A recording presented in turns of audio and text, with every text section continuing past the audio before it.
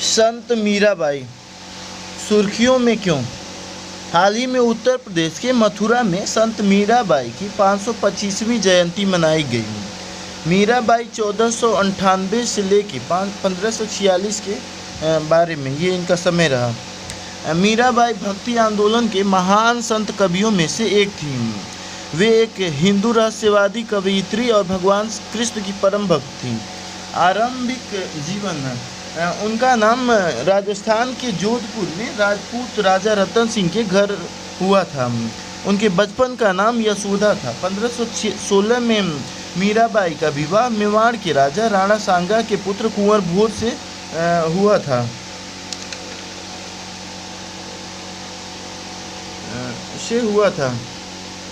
राणा सांगा ने अन्य राजपूत शासकों के साथ मिलकर मुगल शासक बाबर के खिलाफ खानवा का युद्ध 1527 में लड़ा था। एक संत के रूप में उनका जीवन, वे सगुण भक्ति धारा की कवयित्री थीं। वे बचपन से ही भगवान कृष्ण को अपना पति मानती थीं। वे भगवान श्री कृष्ण को गिरिधर गोपाल कहती थीं। प्रमुख कृतियाँ रचनाएं, पायो जी मैंने राम रतन धन पायो उनकी सबसे प्रसिद्ध कविताएं हैं। मीराबाई के गीत काव्य भाषा में संकलित हैं। इन गीतों काव्यों का संकलन अपने आराध्य की पूजा करते समय और उसके प्रति अपनी भावनाएं व्यक्त करने के लिए गाए हुए गीतों से हुआ है। उनके गीतों काव्यों में राग गोविंद, नरसिंह जी का मायरा, गीत गोविंद पर टीका, मीराबाई की मल्हार, राग विहाग और गरबा गीत शामिल है। रॉबर्ट ब्लाई और जेन हिल्सफील्ड ने अपनी पुस्तक मीराबाई एक्सटैटिक पोयम्स में मीराबाई की कुछ कविताओं का अंग्रेजी में अनुवाद किया था। भक्तमाल ब्रज भाषा में रचित एक काव्य संग्रह है। इसकी रचना गुरु नाभादास जी ने 1585 में की थी। इनसे मीराबाई के जीवन के वर्णन किया गया है। समाज सुधारक के रूप में वे संत रविदास यानी कि रैदास की शिष्या थीं। संत रविदास अस्पृश्य समझी जाने वाली जाति से संबंधित थे। मीराबाई ने अपने गीतों काव्यों में उच्च जातियों द्वारा निर्मित मानदंडों को खुले तौर पर चुनौती दी थी। भक्ति आंदोलन के बारे में, भक्ति आंदोलन की शुरुआत 7वीं और 12वीं शताब्दी के बीच दक्षिण भारत में मानी जाती है। इस आंदोलन के संतों ने जाति आधारित भेदभाव मूलक सामाजिक व्यवस्था की आलोचना की थी और सभी मनुष्यों की समानता पर बल दिया था। अलग अलग क्षेत्रों में भक्ति आंदोलन। दक्षिण भारत, भक्ति आंदोलन का आरंभ अलवार यानी कि भगवान विष्णु के भक्त और नैनार भगवान शिव के भक्त संतों के नेतृत्व में हुआ था। उन्होंने अपने भजनों में स्थानीय भाषा का इस्तेमाल किया था। इस कारण उनका जनता से प्रत्यक्ष जुड़ाव संभव हुआ था। नैनार, वे भगवान विष्णु शिव के भक्त थे। इनकी संख्या 63 थी। प्रसिद्ध नैनार संत थे अप्पार, सुंदरार, तिरुगढ़, सबंदर, मणि, वाचकर आदि। अलवार, वे भगवान विष्णु के भक्त थे। उनकी संख्या 12 थी। प्रसिद्ध अलवार संत थे नाम मलावार, तिरुमंगई अलवार, अंडाल, पेरियालवार आदि। अंडाल के भक्ति गीतों को तिरुप्पवाई कहा जाता है। अलवार संतों के भक्ति गीत दिव्य प्रबंधम में संकलित है। गुरु नानक 15वीं से 16वीं शताब्दी ये उनका जगह है। सूरदास 16वीं शताब्दी, रामानंद 16वीं शताब्दी, कबीर 15वीं 16वीं, रैदास 15वीं, वल्लभाचार्य 15वीं 16वीं, तुलसीदास 16वीं 17वीं, दादू मियाँ 16वीं से 17वीं, शंकर देव 15वीं 16वीं, चैतन्य महाप्रभु 15वीं 16वीं, मीराबाई 16वीं सदी, नरसिंह मेहता 15वीं सदी, ज्ञानेश्वर 13वीं, नामदेव 13वीं 14वीं, एकनाथ 16वीं, तुकाराम 16वीं, रामदास 17वां, बसवन्ना 12वीं शताब्दी, पुरंदरदास 15वीं 16वीं सदी, नामलवार 9वीं शताब्दी और मलिक व सागर 9वीं शताब्दी, रामानुजम 11वीं शताब्दी और 12वीं शताब्दी।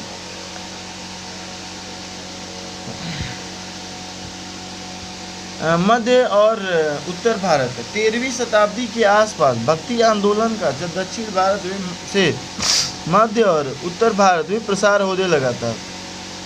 इस दौरान उत्तर भारत में भक्ति आंदोलन की एक नई लहर देखी गई थी। इस क्षेत्र में प्रचलित भक्ति परंपराओं को निम्नलिखित दो व्यापक श्रेणियों में बांटा गया है। सगुण भक्ति धारा, इसमें ईश्वर के गुणयुक्त और साकार रूप की उपासना की जाती थी। इस धारा के प्रमुख संत तुलसीदास, मीराबाई आदि थे। निर्गुण भक्ति धारा, इसमें निराकार ईश्वर की उपासना की जाती थी। इस धारा के प्रमुख संत कबीरदास, गुरु नानक देव आदि थे। महाराष्ट्र 13वीं से 17वीं शताब्दी तक महाराष्ट्र में बड़ी संख्या में संत कवि हुए, जिनके सरल मराठी भाषा में लिखे गए गीत आज भी लोगों को प्रेरित करते हैं। भक्ति की इस क्षेत्रीय परंपरा का केंद्र पंढरपुर का विट्ठल यानी कि भगवान विष्णु का एक रूप मंदिर था। इन संतों में वारकरी संप्रदाय का अनुसरण किया था। महाराष्ट्र के प्रसिद्ध भक्ति संतों में ज्ञानेश्वर नामदेव, एकनाथ और तुकाराम के साथ साखूबाई जैसी महिलाएं और चोख मेला का परिवार भी शामिल था। चोखा मेला भी महाराष्ट्र के प्रमुख संत थी। उन्होंने कई अभंगों की रचना की थी। उनका संबंध अस्पृश्य समझी जाने वाली महाजाति से था। इन संत कवियों ने सभी प्रकार के कर्मकांडों, धर्मपरायणता के बाह्य आडंबरों और जन्म के आधार पर सामाजिक भेदभाव का खंडन किया था। पूर्वी और पूर्वोत्तर भारत, असम में नव वैष्णव आंदोलन का प्रचार प्रसार शंकर देव ने किया था। चैतन्य प्रभु महाप्रभु बंगाल के एक प्रसिद्ध संत थे। वे भगवान श्री कृष्ण के अनन्य भक्त थे। उन्होंने कीर्तन या लोक गायन के जरिए भगवान श्री कृष्ण की भक्ति का प्रसार किया। रानी दुर्गावती सुर्खियों में क्यों? हाल ही में वीरांगना रानी दुर्गावती की 500वीं जयंती मनाई गई। रानी दुर्गावती के बारे में, रानी दुर्गावती का जन्म बांदा उत्तर प्रदेश के महोबा के चंदेल राजवंश में हुआ था। हालांकि 12वीं शताब्दी के अंत तक चंदेल राजवंश का पतन हो गया था, लेकिन बाद में इस चंदेल शासक कीरतपाल सिंह रानी दुर्गावती के पिता द्वारा पुनर्जीवित किया गया था। उनका विवाह 1542 ईस्वी में गढ़ा कटंगा के गोंड राजवंश के शासक दलपत शाह से हुआ था। गोंड सबसे बड़े जनजाति समूह में से एक है। यह जनजाति मध्य भारत में निवास करती है। नेतृत्व संभालना रानी ने 1550 में दलपत शाह की मृत्यु के बाद उन्होंने गोंड राजवंश की सत्ता संभाली। अकबर के साथ संघर्ष, रानी के शासक के काल के दौरान अकबर ने आसफ खान के नेतृत्व में गोंड साम्राज्य पर आक्रमण किया था। रानी दुर्गावती का योगदान और संरचना का निर्माण, उन्होंने रानी ताल, चेरी ताल और अधर ताल जैसे जलाशयों का निर्माण किया था। उन्होंने अपनी राजधानी सिंगौरगढ़ से चौरागढ़ स्थानांतरित की थी। नई राजधानी सामरिक दृष्टि से महत्वपूर्ण सतपुड़ा पर्वत श्रृंखला में स्थित थी। धर्मगुरुओं का संरक्षण, रानी दुर्गावती ने आचार्य विट्ठलनाथ को गढ़ में पुष्टि मार्ग पंथ की एक पीठ स्थापित करने की अनुमति दी थी। उन्होंने वल्लभ समुदाय के धर्मगुरु विट्ठलनाथ का स्वागत किया था, उनसे दीक्षा प्राप्त की थी। मालवा के बाज बहादुर पर विजय, तारीख फरिश्ता के अनुसार दुर्गावती ने मालवा के शासक बाज बहादुर को पराजित किया था। चंदेल राजवंश, चंदेल मध्य भारत में शासन करने वाला एक राजपूत वंश जिजाग भुक्ति वंश था। संस्थापक, इस राजवंश की स्थापना 835 में नन्नुक ने की थी। प्रमुख शासक यशोवर्धन, धंग, विद्याधर, परमर्दिदेव, त्रैलोवर्मन। चंदेल शासकों की राजधानी खजुराहो थी। हालांकि बाद में इसे बदलकर महोबा कर दिया गया था। भाषा, संस्कृत और प्राकृत, सामाजिक व्यवस्था, वर्ण व्यवस्था सामाजिक संगठन का आधार थी। पतन, महमूद गजनवी व कुतुबुद्दीन ऐबक के आक्रमण के परिणाम स्वरूप इस वंश का पतन हो गया था। ऐतिहासिक लेखन, दुर्गावती की कहानी अबुल फजल अकबर के इतिहासकार और ब्रिटिश कर्नल स्लीमैन की रचनाओं से प्राप्त होती है। उन्होंने बुंदेलखंड की समृद्ध विरासत के निर्माण में योगदान दिया था। साथ ही कालंजर किले के कई मंदिरों का निर्माण करवाया था। छत्रपति शिवाजी महाराज सुर्खियों में क्यों? हाल ही में छत्रपति शिवाजी महाराज के राज्याभिषेक की 350वीं वर्षगांठ के उपलक्ष्य में महाराष्ट्र के रायगढ़ किले में समारोहों का आयोजन किया गया। छत्रपति शिवाजी महाराज 1627 से 1680 के बारे में जन्म। छत्रपति शिवाजी का जन्म 19 फरवरी 1630 को पुणे जिले में जुन्नार के पास शिवनेरी किले में हुआ था। माता जीजाबाई, पिता शाहजी राजा भोसले। छत्रपति शिवाजी महाराज ने देशमुख नामक शक्तिशाली योद्धा परिवारों के समर्थन में एक अस्थायी राज्य की स्थापना की। स्वराज की स्थापना। छत्रपति शिवाजी महाराज ने स्वराज स्थापना का कार्य पुणे क्षेत्र में शुरू किया था। इस क्षेत्र के निवासियों को मावल कहा जाता था। स्वराज की स्थापना में शिवाजी महाराज का उद्देश्य उनकी आधिकारिक मुहर या मुद्रा में स्पष्ट रूप से व्यक्त किया गया था।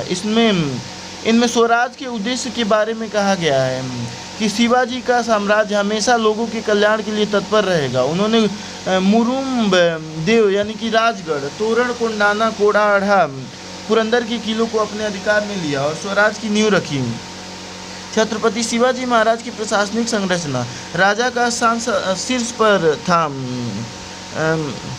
शिवाजी को परामर्श देने के लिए एक मंत्री परिषद होती थी। इस परिषद में कुल 8 मंत्री शामिल थे। इन्हें अष्टप्रधान कहा जाता था। इसमें शामिल थे पेशवा प्रधानमंत्री, मजूमदार लेखाकार, वाकया नवीस गुप्तचर विभाग और डाक घरेलू मामले, दबीर अथवा सुमंत विदेश मंत्री, सेनापति, न्यायाधीश और पंडित राव, धर्मार्थ अनुदानों के प्रभारी तथा सचिव, सूरनवीस, शाही आदेश तैयार करने वाला। छत्रपति शिवाजी महाराज ने अपने नियमित सैनिकों को नकद वेतन दिए जाने की प्राथमिकता दी थी। हालांकि कभी कभी सेना प्रमुखों का राजस्व अनुदान भी दिया जाता था। मिरासदारों पर कड़ी निगरानी रखी जाती थी। मिरासदार ऐसे लोग होते थे जिनके पास भूमि के वंशानुगत अधिकार थे। छत्रपति शिवाजी महाराज ने पड़ोसी मुगल क्षेत्रों पर एक प्रकार का कर लगाकर अपनी आय में वृद्धि की थी। इस कर को चौथ भूराजस्व का एक चौथाई हिस्सा कहा जाता था। छत्रपति शिवाजी महाराज का सैन्य संगठन। छत्रपति शिवाजी महाराज ने गुरिल्ला और पहाड़ी युद्ध में प्रशिक्षित छोटी घुड़सवारी सेना और पैदल सैन्य टुकड़ी को बनाए रखा था। मावली व हेतकरी उनके सबसे उत्कृष्ट सैनिक थे। मराठा नौसेना का गठन। नौसेना के जहाजी बेड़े में विविध प्रकार के 400 जहाज शामिल थे। इनमें गुरब, गलबट और पाल जैसे युद्धपोत शामिल थे। छत्रपति शिवाजी महाराज की सैन्य संगठन योजना में दुर्गों को भी प्राथमिकता दी गई थी। दुर्ग का संपूर्ण प्रभार किसी एक अधिकारी को नहीं सौंपा गया था। इसकी बजाय प्रत्येक किले में एक हवलदार, चाबियों का प्रभारी, एक सबन्नीस, उपस्थिति नामावली और सरकारी पत्राचार के लिए तथा एक सरनोबत चौकी का प्रभारी होते थे। उन्होंने समुद्री दुर्गों, किलों का भी निर्माण करवाया था। ये दुर्ग नौसेना की सुरक्षा प्रदान करते थे तथा जंजीरा के सिद्दी और पुर्तगालियों पर नियंत्रण रखते थे। उन्होंने सुवर्ण दुर्ग का निर्माण कराया था। उन्होंने 1664 में मालवन में सिंधु दुर्ग का निर्माण करवाया था। लगभग इसी समय उन्होंने विजय दुर्ग नामक किले को भी मजबूत करवाया था। उन्होंने सिद्दियों की शक्ति का मुकाबला करने के लिए राजपुरी के सामने एक छोटे से द्वीप पर पद्म दुर्ग नामक किले का भी निर्माण करवाया था। सर सैयद अहमद खान सुर्खियों में क्यों? 2023 में सर सैयद अहमद खान की 125वीं पुण्यतिथि पर श्रद्धांजलि अर्पित की गई थी। सर सैयद अहमद खान 1817 से 1898 के बीच उन्होंने एक सिविल सेवक, पत्रकार, शिक्षाविद, समाज सुधारक और इतिहासकार के रूप में काम किया था। धार्मिक दृष्टिकोण। सर सैयद अहमद खान ने इस्लाम की व्याख्या में इज्तिहाद यानी स्वतंत्र चिंतन व तर्कवाद की वैधता पर बल दिया था। सर सैयद ने कुरान की शिक्षाओं और आधुनिक विज्ञान द्वारा खोजे गए प्रकृति के नियमों के बीच समानता स्थापित करने पर बल दिया था। रचनाएं। उन्होंने असबाबे बगावत हिंद, सैन्य विद्रोह के कारण नामक शीर्षक से एक लेख भी लिखा था। उन्होंने देशी परिप्रेक्ष्य से विद्रोह के कारणों को समझाने का प्रयास किया था। उन्होंने अलीगढ़ इंस्टीट्यूट गजट नामक पत्रिका प्रकाशित की थी। यह पत्रिका साइंटिफिक सोसाइटी का एक अभिन्न अंग थी। सर सैयद अहमद खान ने तहजीबुल अखलाक समाज सुधारक नामक पत्रिका की शुरुआत की थी। उनका उद्देश्य सामाजिक और धार्मिक मुद्दों पर लोगों की चेतना को जागृत करना था। वे ईसाई धर्म के भी जानकार थे। उन्होंने commentary on the Holi Bible नामक पुस्तक की रचना की थी। ऐतिहासिक दस्तावेजीकरण आसार उस सनादीद जैसी उनकी रचनाओं ने भारत की समृद्ध सांस्कृतिक विरासत को संरक्षित करने में योगदान दिया था। एक समाज सुधारक के रूप में उनकी भूमिका, शिक्षा क्षेत्र के बदलाव। सर सैयद अहमद खान ने 1863 में साइंटिफिक सोसाइटी की स्थापना की थी। इसका उद्देश्य मुसलमानों में वैज्ञानिक दृष्टिकोण को पैदा करना था। सर सैयद ने यह अनुभव कर लिया था कि मुसलमानों की उन्नति आधुनिक शिक्षा अपनाने पर और अंग्रेजी भाषा में निपुणता प्राप्त करने पर निर्भर है। उन्होंने 1875 में अलीगढ़ में मोहम्मद एंग्लो ओरिएंटल कॉलेज की स्थापना की थी तथा अलीगढ़ आंदोलन की शुरुआत की थी। वे अज्ञानता, धार्मिक असहिष्णुता और तर्कहीनता के खिलाफ थे, राष्ट्रीय आंदोलन के विरोधी। अपने बाद के वर्षों में सर सैयद ने भारतीय मुसलमानों को राष्ट्रीय आंदोलन में शामिल नहीं होने के लिए प्रोत्साहित किया था। उन्होंने द्विराष्ट्र सिद्धांत के संस्थापकों में से एक माना जाता है।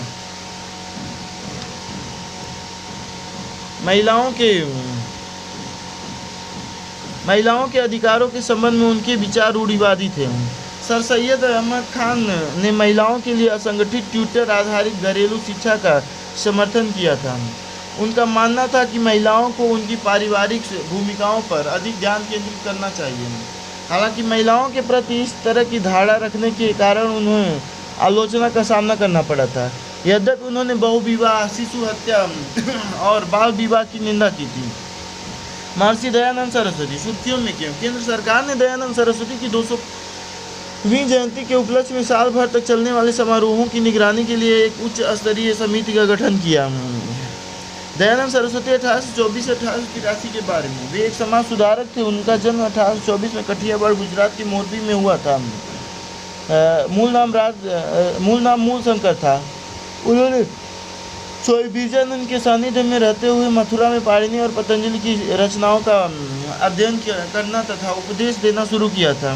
साहित्यिक रचनाएं, सत्यार्थ प्रकाश यह उनकी हिंदी में एक रचना है। वेद भाष्य भूमिका, यह वेदों पर अपनी टीका का परिचय है तथा वेद भाष्य यह यजुर्वेद पर संस्कृत में एक वैदिक भाष्य है। दयानंद सरस्वती का दर्शन, वैदिक विचारधारा। उन्होंने मानव निर्मित कर्मकांड को मूर्ति पूजा का विरोध किया था। उन्होंने वैदिक विचारधाराओं को पुनर्जीवित करने की दिशा में काम किया था।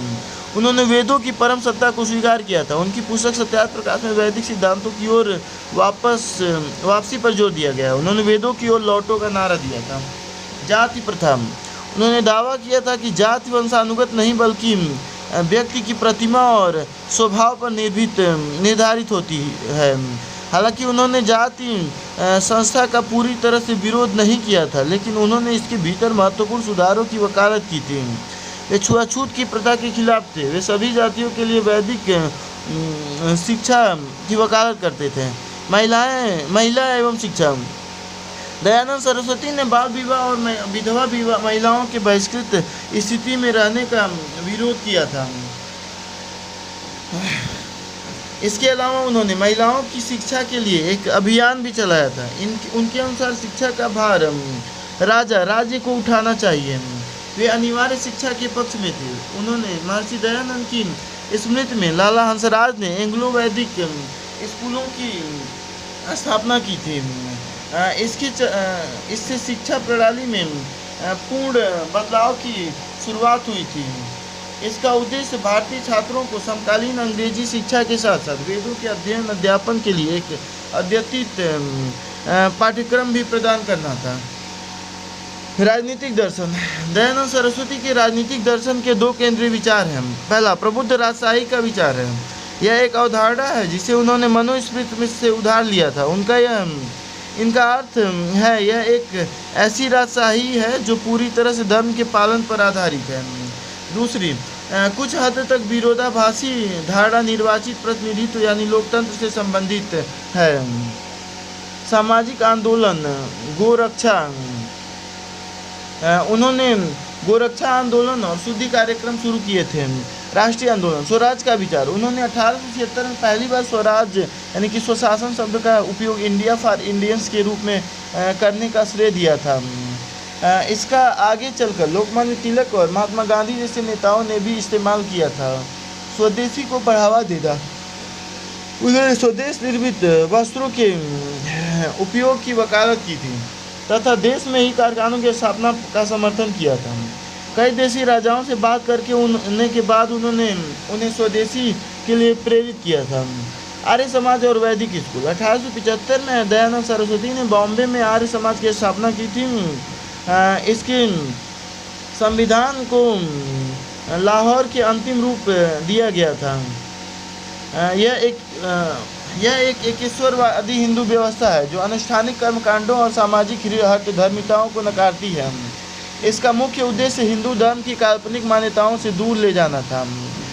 क्रीडवंतो विश्व मार्यम आर्य समाज का नारा था। इसका अर्थ है विश्व को आर्य श्रेष्ठ बनाते चलो, अर्थात संसार को मनुष्यों के रहने के लिए सभी तरीकों से सर्वोत्तम स्थान बनाना। यह पहला हिंदू संगठन है जिसने हिंदुत्व व धर्मांतरण का समावेश किया था। आर्य समाज की कुछ महत्वपूर्ण सिद्धांत जो सार्वभौमिकता के विचार पर आधारित हैं। शुद्ध ज्ञान का स्रोत ईश्वर है। कार्यों का नैतिक औचित्य अनिवार्य है। अज्ञानता के अंधकार को ज्ञान की किरणें अवश्य दूर करती हैं। आर्य समाज ने बड़ी संख्या में शैक्षणिक संस्थान और अन्य अनाथालय खोले थे। 1886 में लाहौर में पहला दयानंद एंग्लो वैदिक स्कूल खोला गया था। 1892 में आर्य समाज का गुरुकुल रूढ़िवादी और काले समूह उग्र सुधारवादी में विभाजन हो गया था। रूढ़िवादी गुट के नेता स्वामी श्रद्धानंद थे और उग्र सुधारवादी गुट के नेता लाला हंसराज थे। यह विभाजन इस बात को लेकर हुआ था कि किस भाषा को बढ़ावा दिया जाए और किस प्रकार का भोजन परोसा जाए। श्री अरबिंदो घोष सुर्खियों में क्यों? हाल ही में श्री अरबिंदो की 150वीं जयंती के उपलक्ष्य में वर्ष भर चलने वाले समारोह का पुदुचेरी के ओरोविले में समापन हुआ। श्री अरबिंदो घोष के बारे में, वे 20वीं सदी के बंगाली कवि, दार्शनिक, आध्यात्मिक नेता और क्रांतिकारी स्वतंत्रता सेनानी थे। राष्ट्रीय आंदोलन में भागीदारी, वे भारत की गर्मपंथी आंदोलन के अग्रदूत थे। उन्होंने 1902 में अनुशीलन समिति की स्थापना की थी। वर्ष 1905 में बंगाल के विभाजन के बाद अरबिंदो ने अपनी नौकरी छोड़ दी और सक्रिय रूप से राजनीति में शामिल हो गए। भारतीय राष्ट्रीय कांग्रेस का सूरत अधिवेशन 1907 में हुआ था। इसे सूरत विभाजन के नाम से भी जाना जाता है। इस अधिवेशन के दौरान वह नरमपंथियों के खिलाफ बाल गंगाधर तिलक के नेतृत्व वाले गर्मपंथी समूह में शामिल हो गए थे। श्री अरबिंदो ने हिंसा का नहीं बल्कि निष्क्रिय प्रतिरोध का समर्थन किया था। हालांकि उन्होंने स्वतंत्रता प्राप्ति हेतु हिंसा का सहारा लेना गलत नहीं माना। अरबिंदो को मई 1908 में अलीपुर षड्यंत्र कांड में गिरफ्तार कर लिया गया था। साहित्यिक योगदान, वर्ष 1893-94 में इंदु प्रकाश में उनके द्वारा लिखे गए लेखों को न्यू लैम्प्स फॉर ओल्ड शीर्षक से प्रकाशित किया गया था। इसमें उन्होंने कांग्रेस की अति उदारवादी राजनीति की आलोचना की थी।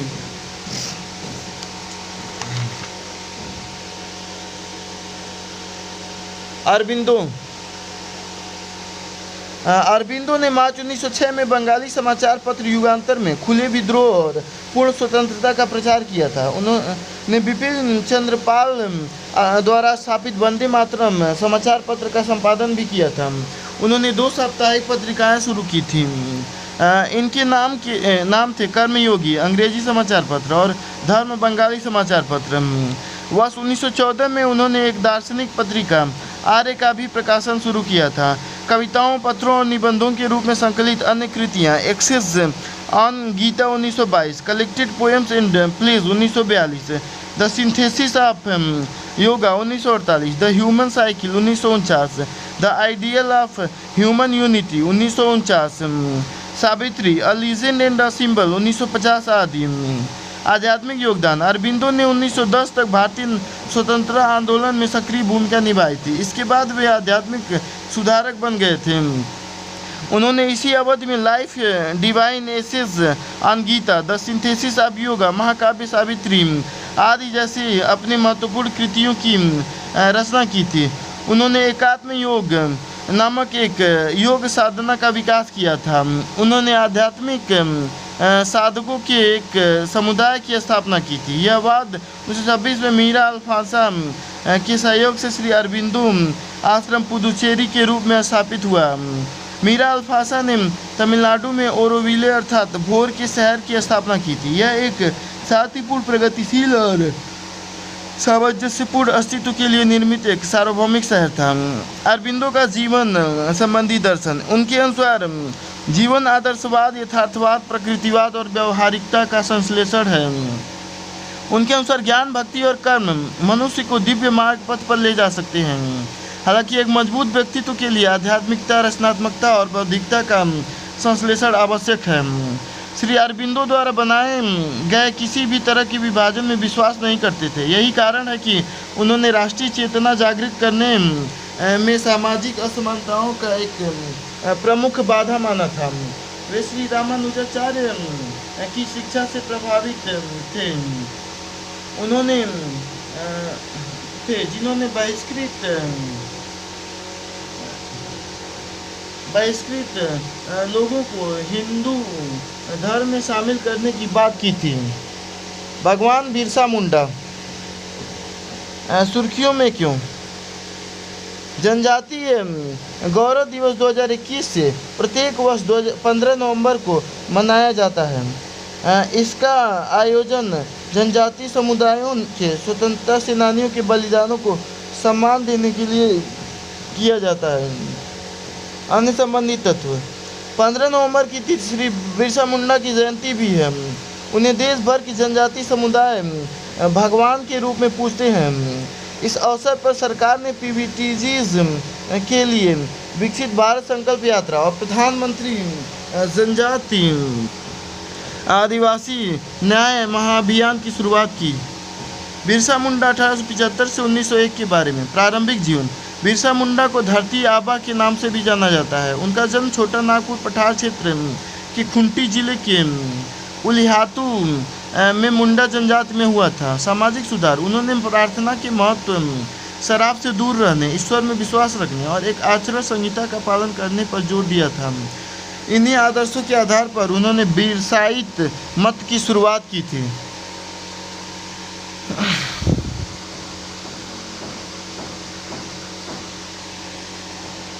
उलगुलान आंदोलन, उन्होंने स्थानीय अधिकारियों द्वारा जनजातियों के शोषण के खिलाफ उलगुलान नामक आंदोलन शुरू किया था। इस आंदोलन के दबाव में ब्रिटिश शासन ने 1908 में छोटा नागपुर काश्तकारी अधिनियम पारित किया था। इस अधिनियम ने आदिवासी लोगों से गैर आदिवासियों को भूमि हस्तांतरित करने पर प्रतिबंध लगा दिया था। श्री अल्लूरी सीताराम राजू सुर्खियों में क्यों? हाल ही में श्री अल्लूरी सीताराम राजू की 125वीं जयंती और रंपा विद्रोह की 100वीं वर्षगांठ के अवसर पर हैदराबाद में वर्ष भर चलने वाले उत्सव का शुभारंभ किया गया। आरंभिक जीवन, जन्म स्थान, इनका जन्म 4 जुलाई 1897 को आंध्र प्रदेश के भीमावरम के निकट मोगल्लू गांव में हुआ था। भारत की आज़ादी में योगदान, वे असहयोग आंदोलन एनसीएम के दौरान महात्मा गांधी से प्रभावित हुए थे। उन्होंने आदिवासियों को स्थानीय पंचायत अदालतों में न्याय पाने और औपनिवेशिक अदालतों का बहिष्कार करने के लिए प्रेरित किया था। उन्होंने लोगों को खादी पहनने और मद्यपान का त्याग करने के लिए प्रेरित किया था। रंपा विद्रोह, इसे मन्यम विद्रोह के रूप में भी जाना जाता है, जिसकी शाब्दिक अर्थ है वन क्षेत्र। स्थानीय लोगों द्वारा उन्हें मन्यम वीरुडू यानी जंगलों का नायक भी कहा जाता है। अगस्त 1922 में श्री अल्लूरी सीताराम राजू ने अंग्रेजों के अत्याचारी शासन के खिलाफ आंदोलन शुरू किया था। 1920 के दशक की शुरुआत तक यह संगठित गुरिल्ला संघर्ष के रूप में फैल गया। आधुनिक हथियार प्राप्त करने के लिए उन्होंने इसे दुश्मन से छीनने का रास्ता अपनाया। इसके लिए उन्होंने पुलिस स्टेशनों पर हमले शुरू कर दिए। इस तरह का पहला हमला विशाखापत्तनम में चिंतापल्ली पुलिस स्टेशन पर किया गया था। 7 मई 1924 को श्री अल्लूरी सीताराम राजू शहीद हो गए। रप्पा विद्रोह ओडिशा के आदिवासियों को आगे भी संघर्ष करने के लिए प्रेरित किया। फलतः उन्होंने वन कानूनों का उल्लंघन करने के साथ लगान न चुकाने को लेकर भी संघर्ष शुरू कर दिया। वे कलकत्ता के गुप्त संगठनों के सदस्य भी रहे थे, जहां से उन्होंने बम बनाना सीखा था। रंपा विद्रोह के पीछे के कारक: रंपा और गुडेम पहाड़ियों से आदिवासी आबादी के अधिकारों को छीनना। 1882 में मद्रास वन अधिनियम पारित किया गया था। इसके तहत इन क्षेत्रों में आदिवासी समुदायों के मुक्त आवागमन तथा लघु वन उपजों के संग्रह को प्रतिबंधित कर दिया गया। कृषि की पारंपरिक पोडू प्रणाली पर प्रतिबंध लगा दिया गया। इसे ही कर्तन एवं दहन स्थानांतरण कहा जाता है। आदिवासियों का शोषण: बेट्टी श्रमिक, अवैतनिक मजदूर, गोथी श्रमिक, रीढ़ बंधुआ मजदूर, कुली श्रम की प्रणाली में। मुत्तद्वार गांव का मुखिया की शक्ति कम कर दी गई। रंपा क्षेत्र के पारंपरिक सामाजिक आर्थिक ढांचे के अंतर्गत मुत्तद्वार अपनी वर्चस्वशाली स्थिति के कारण वास्तविक शासक थे। ब्रिटिश शासन ने जनजातीय समुदाय की इस शक्ति संरचना को नष्ट कर दिया था, जिससे मुत्तद्वार नाराज हो गए थे।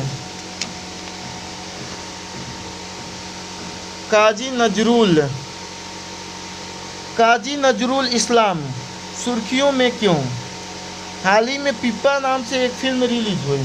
इस फिल्म में काजी नजरुल इस्लाम के 1922 के ब्रिटिश विरोधी गीत करार ओई लॉ हो को पाट जेल की लोहे की सलाखें को एक नए रूप में प्रदर्शित किया गया है। नए रूप में इस गीत की लय और धुन में बदलाव किया गया है, जिसकी बांग्लादेश में व्यापक स्तर पर आलोचना की जा रही है। काजी नजरुल इस्लाम 1899 से 1976 के बारे में बचपन और आरंभिक जीवन: उनका जन्म पश्चिम बंगाल के वर्धमान जिले के चुरुलिया गांव में हुआ था। 1917 में वे एक सैनिक के रूप में ब्रिटिश इंडियन आर्मी में शामिल हुए थे। नजरुल इस्लाम विद्रोही कवि के नाम से लोकप्रिय हैं। उन्होंने अपनी कई कृतियों में दास्ता, ग्रीडा और परंपरा के नाम पर लोगों पर किए जाने वाले उत्पीड़न के खिलाफ आवाज़ उठाई थी। उन्होंने 2000 से अधिक गीत लिखे थे, उन्हें संगीतबद्ध किया था। ये गीत नजरुल गीति के नाम से लोकप्रिय हैं। प्रमुख कृतियाँ, रचनाएं: नजरुल ने अपना पहला लेख 1919 में द ऑटोबायोग्राफी ऑफ डेलिक्वेंट लिखा या स्वागत शीर्षक से प्रकाशित किया था। 1920 में नजरुल ने सेना की नौकरी छोड़ दी और बंगाली मुस्लिम लिटरेरी सोसाइटी में शामिल हो गए। बंधनहारा, बंधन से मुक्ति, बोधन, सतइल अरब, बादल प्रतर सरब आदि उनकी कुछ प्रसिद्ध रचनाएं हैं। नजरुल ने 1922 में अपनी प्रसिद्ध कविता अनु दो मोइर अगुमोने लिखी थी। इसके लिए ब्रिटिश सरकार ने उन्हें 1 साल की जेल की सजा दी थी। 1930 में उनकी पुस्तक प्रलय शिखा पर प्रतिबंध लगा दिया गया था। राजद्रोह का आरोप लगाकर उन्हें जेल की सजा दी गई थी। उन्हें गांधी इरविन समझौते 1931 पर हस्ताक्षर होने के बाद जेल से रिहा किया गया था। राष्ट्रीय आंदोलन में उनकी भूमिका: काजी नजरुल इस्लाम ने अपनी कविताओं, नाटकों आदि के जरिए लोगों को ब्रिटिश शासन के खिलाफ लड़ने के लिए प्रेरित किया था। उन्होंने स्वदेशी और खिलाफत आंदोलन में अपनी रचनाओं के माध्यम से सक्रिय भूमिका निभाई थी। श्रमिक, उन्होंने धार्मिक प्रजा स्वराज दल का गठन किया था। श्रमिक प्रजा स्वराज दल एक समाजवादी राजनीतिक दल था। यह दल भारतीय राष्ट्रीय कांग्रेस (INC) के भीतर काम करता था। नजरुल ने ब्रिटिश साम्राज्य से राजनीतिक स्वतंत्रता की मांग नहीं करने पर खिलाफत आंदोलन और कांग्रेस की आलोचना की थी। हिंदू मुस्लिम एकता: 1926 में कलकत्ता में हिंदू मुस्लिम दंगों के दौरान उन्होंने हिंदू मुस्लिम एकता बनाए रखने की अपील की थी। पुरस्कार एवं उपलब्धियाँ: 1960 में उन्होंने भारत की सर्वोच्च नागरिक सम्मानों में से एक पद्म भूषण से सम्मानित किया गया था। बांग्लादेश ने उन्हें राष्ट्र कवि और एक कुशे पदक से सम्मानित किया था। एक कुशे पदक बांग्लादेश का दूसरा सर्वोच्च नागरिक सम्मान है। राजा रवि वर्मा, सुर्खियों में को हाल ही में राजा रवि वर्मा की 175वीं जयंती मनाई गई। भारतीय कला में योगदान। लिथोग्राफी के प्रस्तावक, वह भारत में लिथोग्राफी के शुरुआती समर्थकों में से एक थे। लिथोग्राफी एक सपाट पत्थर या धातु की प्लेट पर चित्रण करने की कला को दर्शाता है। उन्होंने यूरोपीय अकादमिक कला की तकनीकों के साथ भारतीय परंपरा के एक सुंदर मिश्रण को पूरा करने में सफलता प्राप्त की थी। पौराणिक कथाओं के अंतर्दृष्टि, उन्होंने अपने चित्रों में पौराणिक कथाओं के विषयों का चित्रण किया था। इनमें से उनके द्वारा चित्रित कुछ विख्यात उदाहरण है। दुष्यंत और शकुंतला का प्रेम प्रसंग, नल व दमयंती की कथा, भगवान श्री राम की वरुण देव पर विजय आदि। वे सामान्य जन के कलाकार थे। वे अपने चित्रों की सस्ती प्रतियां जनता को उपलब्ध कराने के लिए जाने जाते थे। महत्वपूर्ण तथ्य, उन्हें आधुनिक भारतीय कला का जनक माना जाता है। उनका जन्म त्रावणकोर के किलीमानूर महल में 1848 में हुआ था। उन्हें राजा की उपाधि व्यक्तिगत तौर पर लॉर्ड कर्जन ने प्रदान की थी। उनकी चित्रकारियों का वर्गीकरण पोर्ट्रेट आधारित संकलन, मिथकों व किंवदंतियों पर आधारित नाट्य संकलन आदि। गुरु रामास्वामी नायडू वाटर पेंटिंग तथा एक डच चित्रकार थियोडोर जेन्सेन ऑयल पेंटिंग। पुरस्कार, कैसरे हिंद स्वर्ण पदक 1904। केरल सरकार ने उनके नाम पर एक पुरस्कार की शुरुआत की है आदि। सुर्खियों में रहे अन्य व्यक्तित्व, श्रीमंत शंकर देव, वे असम के एक वैष्णव संत, विद्वान, नाटककार और सामाजिक धार्मिक सुधारक थे। का जन्म 1449 में हुआ था। वैष्णववाद के एक रूप एक शरण हरि नाम धर्म का प्रचार किया था। इसमें भगवान कृष्ण को परम शाश्वत और एक माना जाता था। उनकी धार्मिक व्यवस्था पूरी तरह से एक ईश्वरवादी थी। काव्य रचनाएं, कीर्तन घोष, हरिश्चंद्र उपाख्यान, कुरुक्षेत्र यात्रा आदि योगदान। उन्हें अंकिया नाट्य, पारंपरिक असमिया एकांकी नाटक, बोर गीत, भावना और सत्रिया नृत्य, भारत की शास्त्रीय नृत्य शैली की शुरुआत का श्रेय दिया जाता है। उन्होंने नामघरों की स्थापना की प्रथा शुरू की थी। ये सस्वर, पाठ और प्रार्थना घर है, दृश्य कलाएं, सप्त वैकुंठ, वृंदावनी वस्त्र आदि। अहिल्याबाई होलकर 1725 से 1795 में महाराष्ट्र सरकार ने अहमदनगर जिले का नाम बदलकर अहिल्यानगर करने का निर्णय लिया है। वह 18वीं सदी के दौरान मालवा प्रांत की रानी थी। उन्होंने भरतपुर के राजा खिले के खिलाफ कुंभेर की लड़ाई में अपने पति खांडे राव की मृत्यु के बाद 1754 में मालवा पर अधिकार कर लिया था। उनके शासक की प्रमुख विशेषताएं, उपलब्धियां, उनके शासनकाल में महेश्वर शहर का एक साहित्यिक, औद्योगिक, संगीत, कला और शिल्प कला का केंद्र बन गया था। उन्होंने महेश्वर शहर में एक वस्त्र उद्योग स्थापित करने में मदद की थी। इस कारण इसे अब प्रसिद्ध महेश्वरी साड़ियों के लिए जाना जाता है। उन्होंने काशी विश्वनाथ, बद्रीनाथ, द्वारका, ओमकारेश्वरी सहित कई अन्य मंदिरों के जीर्णोद्धार, पुनर्निर्माण का कार्य संपन्न कराया था। श्री नारायण गुरु 1856 से 1928। प्रधानमंत्री ने श्री नारायण गुरु को उनकी जयंती पर श्रद्धांजलि अर्पित की। वह केरल के एक हिंदू संत और समाज सुधारक थे।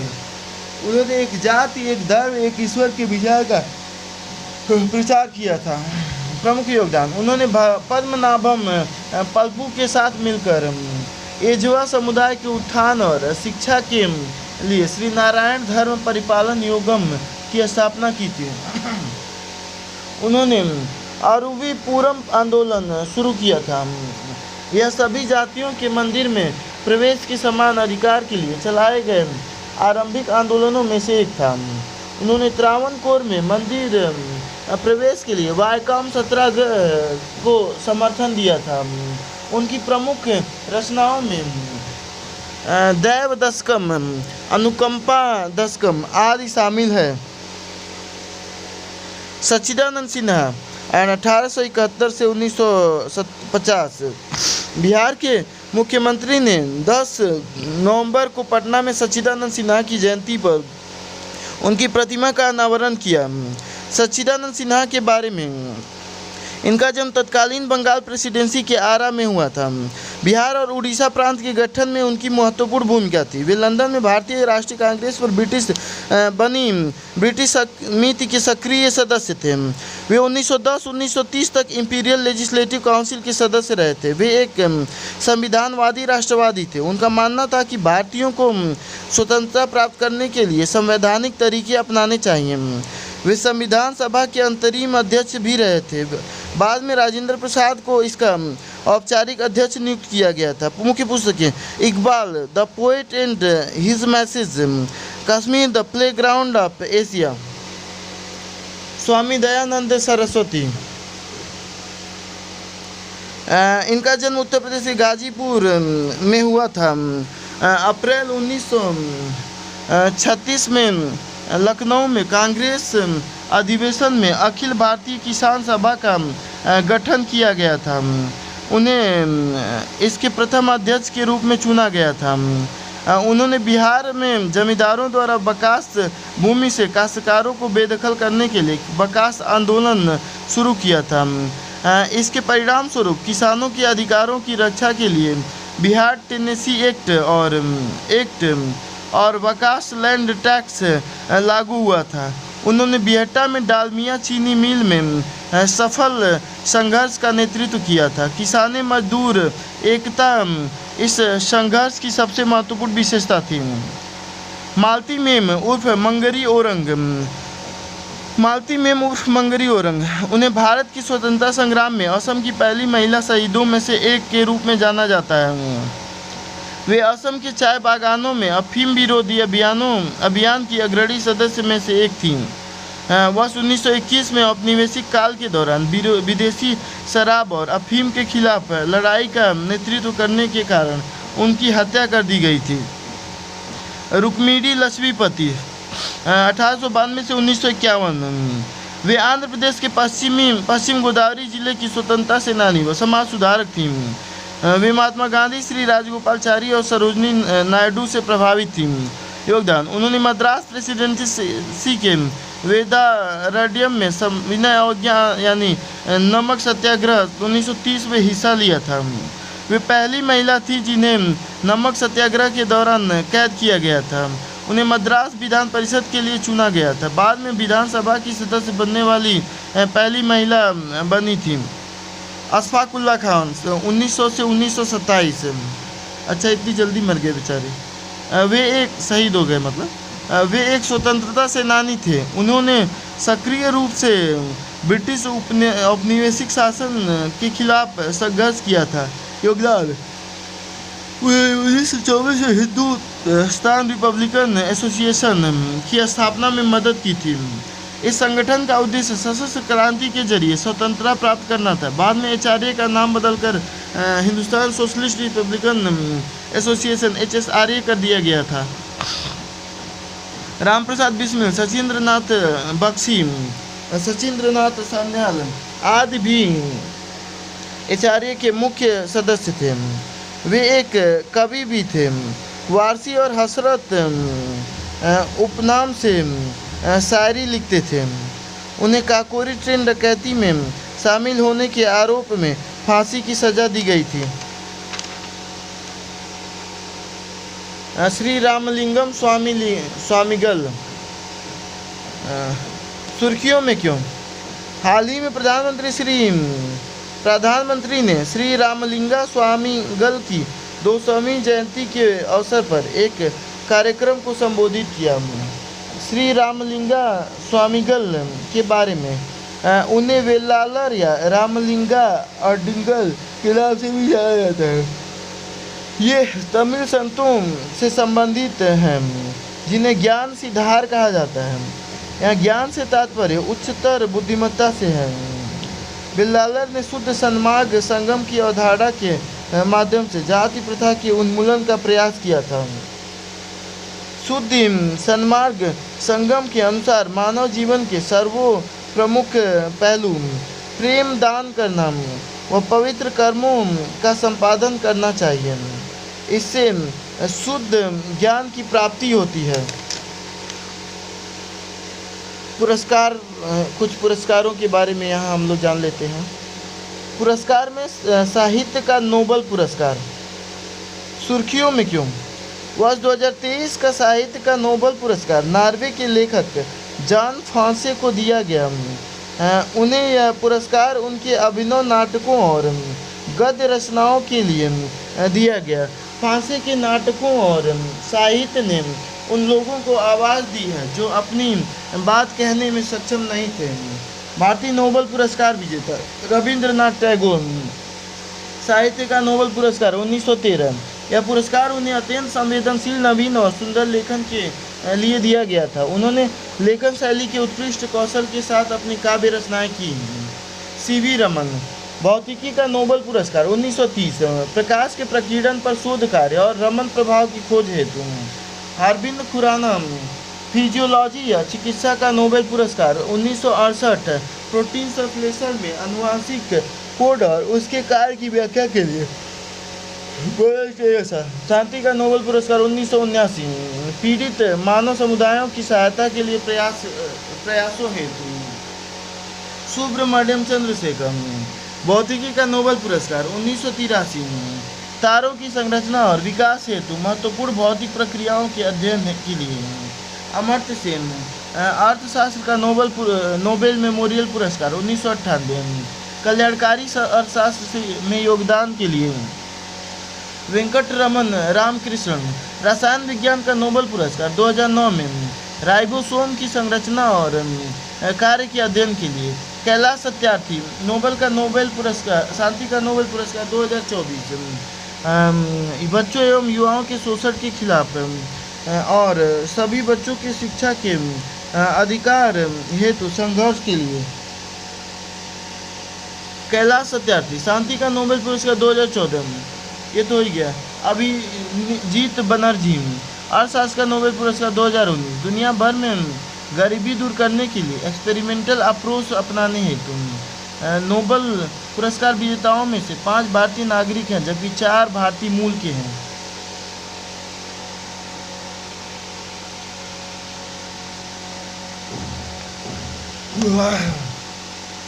साहित्य के नोबेल पुरस्कार के बारे में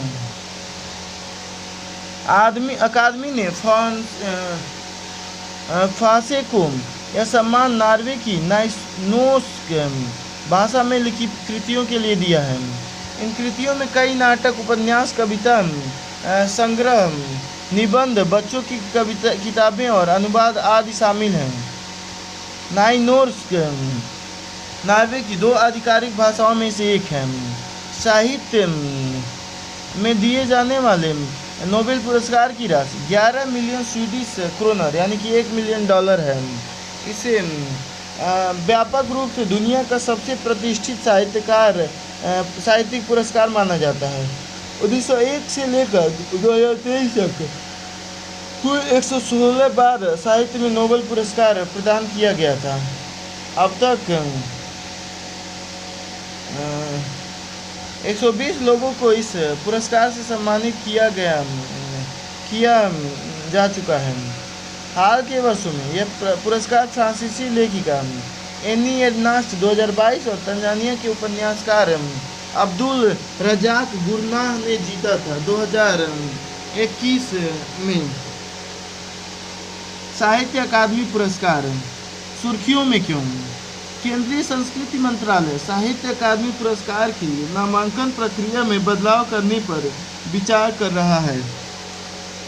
साहित्य अकादमी पुरस्कार के बारे में साहित्य अकादमी पुरस्कार एक साहित्यिक सम्मान है। इसे प्रतिवर्ष किसी भी प्रमुख भारतीय भाषा में प्रकाशित उत्कृष्ट साहित्यिक कृति के लेखक को प्रदान किया जाता है। संविधान में उल्लिखित 22 भाषाओं के अलावा अंग्रेजी और राजस्थानी भाषा को भी पुरस्कार के अंतर्गत मान्यता दी गई है। इस पुरस्कार में ताम्रपत्र युक्त मंजूषा 1 साल और 1 लाख रुपए की राशि प्रदान की जाती है। साहित्य अकादमी एक स्वायत्त संगठन के रूप में कार्य करती है। यह सोसाइटी पंजीकरण अधिनियम 1860 के तहत एक सोसाइटी के रूप में पंजीकृत है। संगीत नाटक अकादमी अमृत पुरस्कार सुर्खियों में क्यों? हाल ही में 84 कलाकारों को संगीत नाटक अकादमी अमृत पुरस्कार से सम्मानित किया गया है। पुरस्कार के बारे में संविधान की 8वीं अनुसूची में शामिल 22 भाषाओं के अलावा अंग्रेजी और राजस्थानी को अकादमी ने मान्यता दी है।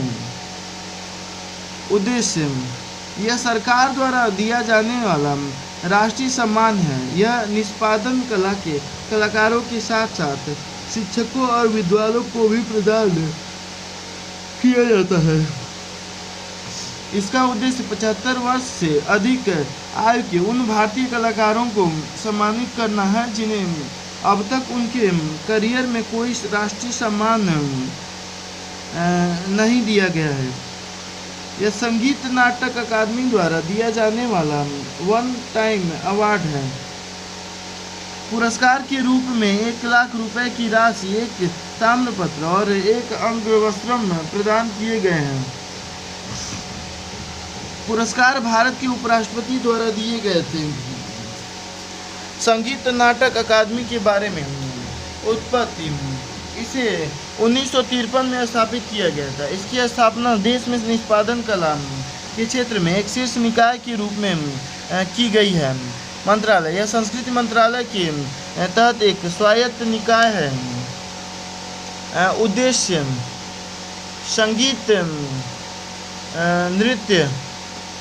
संगीत नृत्य और नाट्य में व्यक्त भारत की विविध संस्कृति की विशाल अमूर्त विरासत का संरक्षण एवं संवर्धन करना प्रमुख पुरस्कार। संगीत नाटक अकादमी फेलोशिप, रत्न सदस्यता। संगीत नाटक अकादमी पुरस्कार तथा उन्नाद बिस्मिल्लाह खां युवा पुरस्कार। अन्य महत्वपूर्ण पुरस्कार: Govind Swarup life time achievement award, पहला astronomical society of India Govind Swarup life time achievement award पुरस्कार जयंत विष्णु नाडलीकर को पुणे में दिया गया है। इस पुरस्कार को 2022 में एसआई की स्वर्ण जयंती के अवसर पर स्थापित किया गया था। इसका उद्देश्य भारतीय खगोलविदों की उपलब्धियों को सम्मानित करना है। प्रोफेसर गोविंद स्वरूप भारतीय रेडियो एस्ट्रोनॉमी के संस्थापक थे। उन्होंने ऊटी रेडियो टेलीस्कोप और giant metre wave radio telescope का निर्माण किया था। वह national centre for radio astrophysics Pune के संस्थापक निदेशक थे। वह स्क्वायर किलोमीटर एरे के सबसे प्रमुख समर्थकों में से एक थे। रैमन मैग्सेसे पुरस्कार: असम के रहने वाले अर्कोलॉजिस्ट रवि कदर 2023 के रैमन मैग्सेसे पुरस्कार विजेताओं में से एक हैं। वर्ष 1957 में स्थापित रैमन मैग्सेसे पुरस्कार को एशिया का नोबेल पुरस्कार माना जाता है। इसका नाम फिलीपींस के 7वें राष्ट्रपति 1953 से 57 रेमन मैग्सेसे के नाम पर रखा गया है। रेमन मैग्सेसे अवार्ड फाउंडेशन सामाजिक योगदान संबंधी गतिविधियों के लिए हर साल एशिया के व्यक्तित्वों या संगठनों को यह पुरस्कार प्रदान करता है। इंदिरा गांधी पुरस्कार 2023 का शांति निरसीकरण और विकास के लिए इंदिरा गांधी पुरस्कार संयुक्त रूप से डेनियल बैरेन बोइम और अली अबू अब्बाद को दिया गया है। ये दोनों इजराइल फिलिस्तीन संघर्ष के अहिंसक समाधान के लिए इजराइल और अरब जगत के युवाओं एवं आम लोगों के साथ लाने का प्रयास कर रहे हैं। इंदिरा गांधी पुरस्कार के बारे में यह 1986 से हर साल इंदिरा गांधी मेमोरियल ट्रस्ट द्वारा दिया जाता रहा है। पुरस्कार के तौर पर एक प्रशस्ति पत्र और 25 लाख रुपए दिए जाते हैं। अन्नपूर्णा प्रमाण पत्र कार्यक्रम: संपूर्ण विश्व में 6 भारतीय रेस्तरां को अन्नपूर्णा प्रमाण पत्र से सम्मानित किया गया है। अन्नपूर्णा प्रमाण पत्र कार्यक्रम को विदेशों में उन रेस्तरां को सम्मानित करने के लिए शुरू किया गया है जो भारतीय पाक और व्यंजन परंपराओं को बढ़ावा देते हैं। इस पहल की शुरुआत भारतीय सांस्कृतिक संबंध परिषद ने की है। यह पुरस्कार प्रत्येक वर्ष दिया जाता है। ICCR के बारे में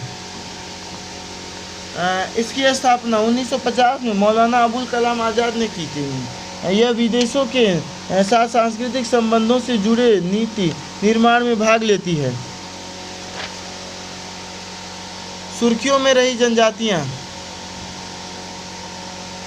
कुई भाषा सुर्खियों में क्यों? ओडिशा मंत्रिमंडल ने संविधान की 8वीं अनुसूची में कुई भाषा को शामिल करने के प्रस्ताव को मंजूरी दे दी है। कुई भाषा के बारे में, कुई भाषा द्रविड़ भाषा परिवार से संबंधित है। यह मुख्य रूप से कोंडकंद नामक ओडिशा की सबसे बड़ी जनजाति के लोगों द्वारा बोली जाती है। इस भाषा में उड़िया लिपि का उपयोग होता है। खोंडी और गुस्साई इसकी उपभाषाएं हैं। भारतीय संविधान की अनुसूची 8 इसमें देश की आधिकारिक भाषाओं को सूचीबद्ध किया गया है। वर्तमान में इसमें 22 भाषाएं शामिल हैं। मूल संविधान में 14 भाषाएं सूचीबद्ध थीं और बाकी भाषाओं के बाद में जोड़ा गया है। सिंधी भाषा को 1967 में और कोंकणी, मणिपुरी एवं नेपाली को 1992 में इस सूची में शामिल किया गया था। साथ ही 2003 के 92वें संशोधन अधिनियम के माध्यम से इसमें संथाली, डोगरी, मैथिली तथा बोडो भाषाओं को जोड़ा गया था। नई भाषा का समावेश। वर्तमान में किसी भाषा को 8वीं अनुसूची में शामिल करने के लिए विचार करने हेतु कोई निश्चित मानदंड नहीं है।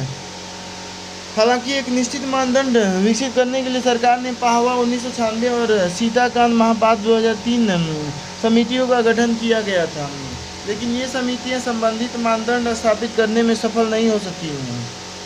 किसी भाषा को संविधान की 8वीं अनुसूची में शामिल होने से प्राप्त होने वाले लाभ उक्त भाषा के विकास के लिए सरकार से सहयोग प्राप्त होता है। साहित्य अकादमी से मान्यता मिलती है। राज्य विधानमंडल और संसद में बहस के दौरान इसका उपयोग किया जा सकता है। आरबीआई द्वारा भारतीय नोटों पर अंकित भाषाओं में इसे भी शामिल कर लिया जाता है। सुर्खियों में रही अन्य जानकारी, जनजातियों और संबंधित घटनाएं। सुर्खियों में रही अन्य जनजातियां और संबंधित घटनाएं। जम्मू और कश्मीर में पहाड़ी और पद्दारी जनजाति को अनुसूचित जनजाति की सूची में शामिल करने हेतु लोकसभा में एक विधेयक पेश किया गया। छत्तीसगढ़ सामूहिक आत्महत्या की घटना के लिए पहाड़ी कोरबा। तेलंगाना केंद्रीय जनजाति विश्वविद्यालय की स्थापना के लिए समक्का सरक्का। कर्नाटक हक्की पिक्की। झारखंड सरना अनुयायी अलग धार्मिक पहचान की मांग कर रहे हैं। पश्चिम बंगाल गारो जनजाति पश्चिम बंगाल के कुछ क्षेत्र में जैसे कुछ बिहार और पश्चिम बंगाल टोटो भाषा यूनेस्को लुप्तप्राय भाषा के लिए टोटो जनजाति। त्रिपुरा बोरोक भाषा के लिए बोरोक जनजाति। ओडिशा जनजातीय खेल महोत्सव। म्यांमार भारत बांग्लादेश जो जनजाति। आंध्र प्रदेश, ओडिशा और छत्तीसगढ़ परमाकोर बांसुरी के लिए कोया जनजाति। तमिलनाडु और केरल में प्रोजेक्ट टाइगर के लिए मुथुवन जनजाति। विविध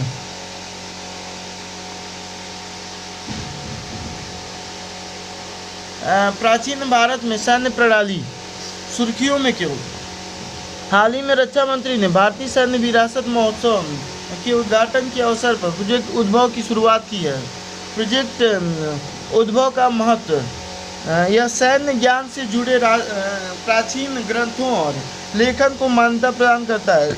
उदाहरण के लिए महाभारत, नीति शास्त्र, अर्थशास्त्र, तिरुक्कुलर आदि सैन्य शिक्षा शास्त्र को बढ़ावा। यह युद्ध से संबंधित प्राचीन भारतीय ज्ञान की बेहतर समझ को आगे बढ़ाता है। साथ ही यह समकालीन सैन्य पद्धतियों में इसके उपयोग को सुविधाजनक बनाने में भी मदद करता है। ज्ञान में बढ़ोतरी। रणनीतिक योजना, शासनकाल और युद्ध कौशल से संबंधित प्राचीन विचारों एवं सिद्धांतों पर शोध हेतु सुविधा प्रदान करता है। प्रोजेक्ट उद्भव के बारे में इस परियोजना की शुरुआत भारतीय थल सेना और एक think tank United service institution of India के सहयोग से की गई है। इस परियोजना के निम्नलिखित उद्देश्य हैं। शासन कला और रणनीतिक विचारों से समृद्ध भी भारतीय विरासत की पुनः खोज करना। यहाँ उद्भव का आशय उत्पत्ति से है। सुरक्षा संबंधी मौजूदा चुनौतियों का समाधान करने के लिए समकालीन सैन्य पद्धतियों के साथ प्राचीन ज्ञान को समन्वित करना। प्राचीन सैन्य विद्या का इस्तेमाल करके आधुनिक सैन्य चुनौतियों के लिए एक समग्र दृष्टिकोण विकसित करना। प्राचीन भारत में सैन्य प्रणाली। प्राचीन भारत का सैन्य ज्ञान बौद्धिक ग्रंथों, पांडुलिपियों, विचारकों, प्रमुख सैनिक अभियानों तथा शासकों द्वारा लिखित पुस्तकों के अध्ययन पर आधारित है। कौटिल्य का यथार्थवाद। कौटिल्य ने लगभग 300 ईसा पूर्व में मौर्य शासनकाल के दौरान अर्थशास्त्र की रचना की थी। कौटिल्य ने इस पुस्तक में सुझाव दिया है कि रणनीतियाँ बनाते समय पहले जमीनी वास्तविकताओं को समझना जरूर चाहिए और उसके अनुसार ही रणनीति बनाए जाने पर बल दिया। मंडल सिद्धांत। यह शत्रुओं, मित्रों और मित्र देशों के ज्ञान से संबंधित है। गुप्त सूचना एकत्र करना। कौटिल्य ने गुप्तचरों, गुण पुरुष का इस्तेमाल करने का समर्थन किया है। रसद और आपूर्ति श्रृंखला। कामंदक का नीति सार। यह गुप्त काल से संबंधित एक संस्कृत ग्रंथ है। यह ग्रंथ अर्थशास्त्र की परंपरा का पालन करता है। भारतीय स्वतंत्रता आंदोलन के दौरान कूटनीतिक उदासीनता की रणनीति, माया, छल की रणनीति का फिर से इस्तेमाल करके इसे पुनर्जीवित किया गया।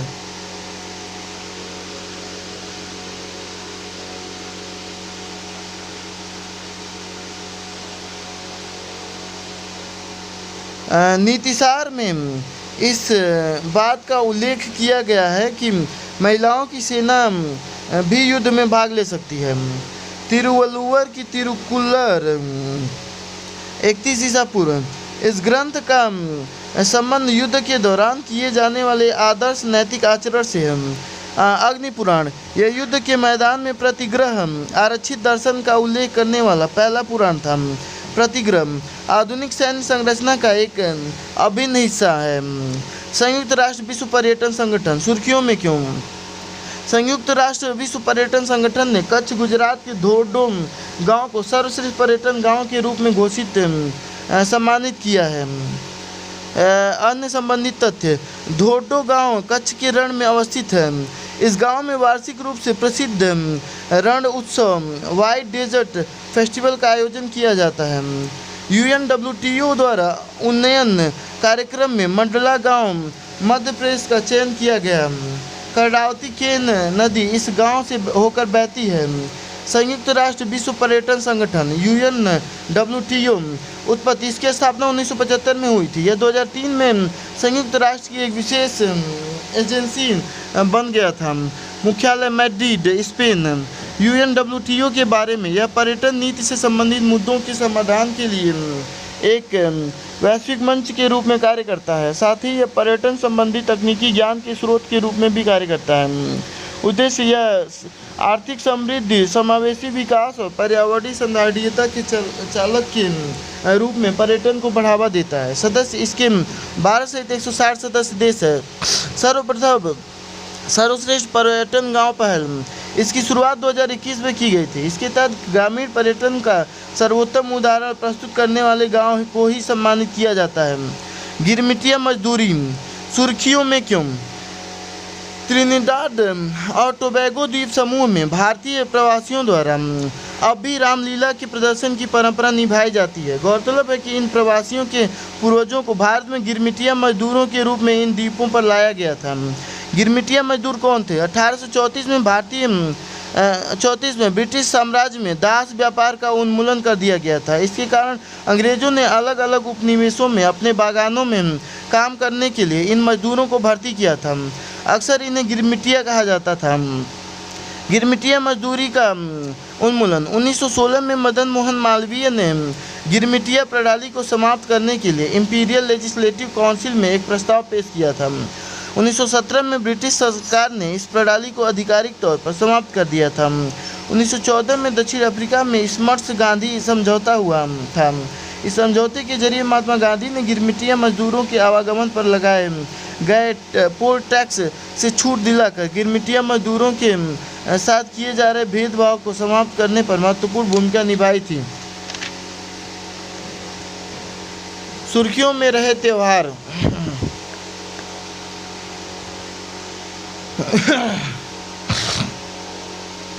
सबसे पहले अम्बुबाची मेला असम। अम्बुबाची मेला 4 दिवसीय वार्षिक मेला है। यह असम के गुवाहाटी में नीलाचल पहाड़ियों के ऊपर स्थित कामाख्या मंदिर में लगता है। कामाख्या मंदिर 51 शक्तिपीठों या शक्ति अनुयायियों के प्रमुख केंद्रों में से एक है। इसे देवी कामाख्या शक्तिपीठ के वार्षिक मासिक धर्म के उपलक्ष्य में आयोजित किया जाता है। इसे तांत्रिक अनुष्ठानों के प्रमुख पीठों में से एक माना जाता है। कटी बिहू असम में कटी बिहू फसल उत्सव मनाया जाता है। इसे कोगाली बिहू भी कहा जाता है। कटी का अर्थ है काटना। यह चावल की पौध के स्थानांतरण रोपण के समय को दर्शाता है। हार्नबिल पुरस्कार। हार्नबिल महोत्सव का 24वां संस्करण नागालैंड के नागा विरासत गांव किसामा में संपन्न हुआ। इस वर्ष के संस्करण के लिए संयुक्त राज्य अमेरिका, जर्मनी और कोलंबिया भागीदार देश हैं। असम भागीदार राज्य है। इस महोत्सव को त्योहारों का त्यौहार भी कहा जाता है। पुष्करालू महोत्सव उत्तर प्रदेश। तेलुगु भाषी लोगों का 12 दिवसीय पुष्करालू उत्सव वाराणसी में शुरू हुआ। पुष्करालू उन 12 पवित्र नदियों की पूजा को कहा जाता है जिनमें भगवान पुष्कर हर 12 साल में प्रकट होते हैं। बन्नी महोत्सव आंध्र प्रदेश। आंध्र प्रदेश के कुर्नूल जिले के देवरगट्टू में बन्नी महोत्सव मनाया गया है। बन्नी महोत्सव में पारंपरिक रूप से प्रतिभागी देवताओं की मूर्तियों पर कब्जा करने के लिए एक दूसरे के ऊपर लाठियों से प्रहार करते हैं। यह महोत्सव हर साल विजयदशमी की रात्रि में मनाया जाता है। रजो केर पूजा त्रिपुरा। यह त्रिपुरा में मनाया जाने वाला एक त्यौहार है जो खारची पूजा के 2 सप्ताह बाद मनाया जाता है। इसके दौरान लोगों को आग जलाने, नृत्य करने, गाने या यहाँ तक कि जूते पहनने की अनुमति नहीं होती है। रजो पर्व ओडिशा। यह पर्व 3 दिनों तक चलता है। यह वीमनहुड नारीत्व का जश्न मनाने के लिए आयोजित होता है। यह भूदेव भगवान जगन्नाथ की पत्नी की पूजा पर आधारित है। सुर्खियों में रहे खेल। भारत के राष्ट्रीय खेल। सुर्खियों में क्यों? हाल ही में गोवा में राष्ट्रीय खेलों के 37वें संस्करण का समापन हुआ। अन्य संबंधित तथ्य। भारत के राष्ट्रीय खेलों में भी ओलंपिक खेलों की तरह अनेक खेल प्रतिस्पर्धाओं का आयोजन किया जाता है। इनमें भारत के अलग अलग राज्यों और केंद्रशासित प्रदेशों के एथलीट पदक जीतने के लिए प्रतिस्पर्धा करते हैं। भारतीय सशस्त्र बलों को sports team services sports control board भी राष्ट्रीय खेलों में भाग लेती है। भारतीय ओलंपिक संघ राष्ट्रीय खेलों के लिए अवधि का निर्धारण करता है और नियम कानून बनाता है। राष्ट्रीय खेलों के बारे में।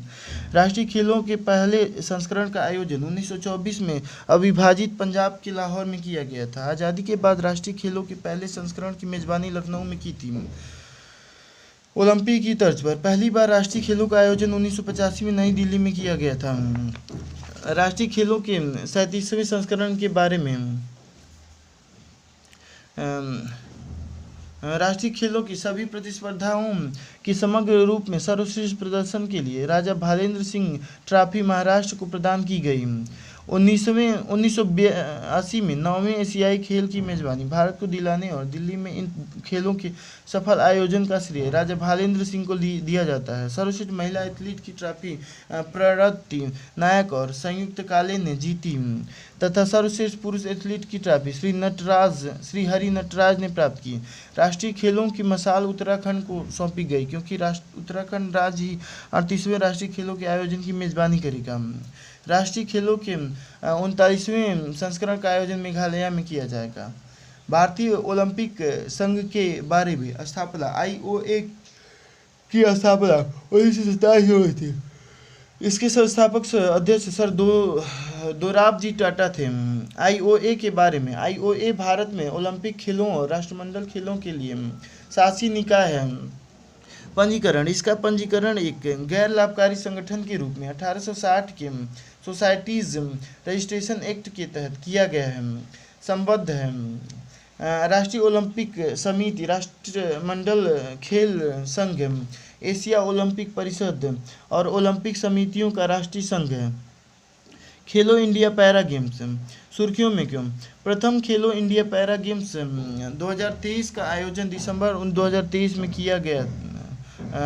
अन्य संबंधित तथ्य, इसके तहत 7 खेल प्रतिस्पर्धाओं का आयोजन किया गया।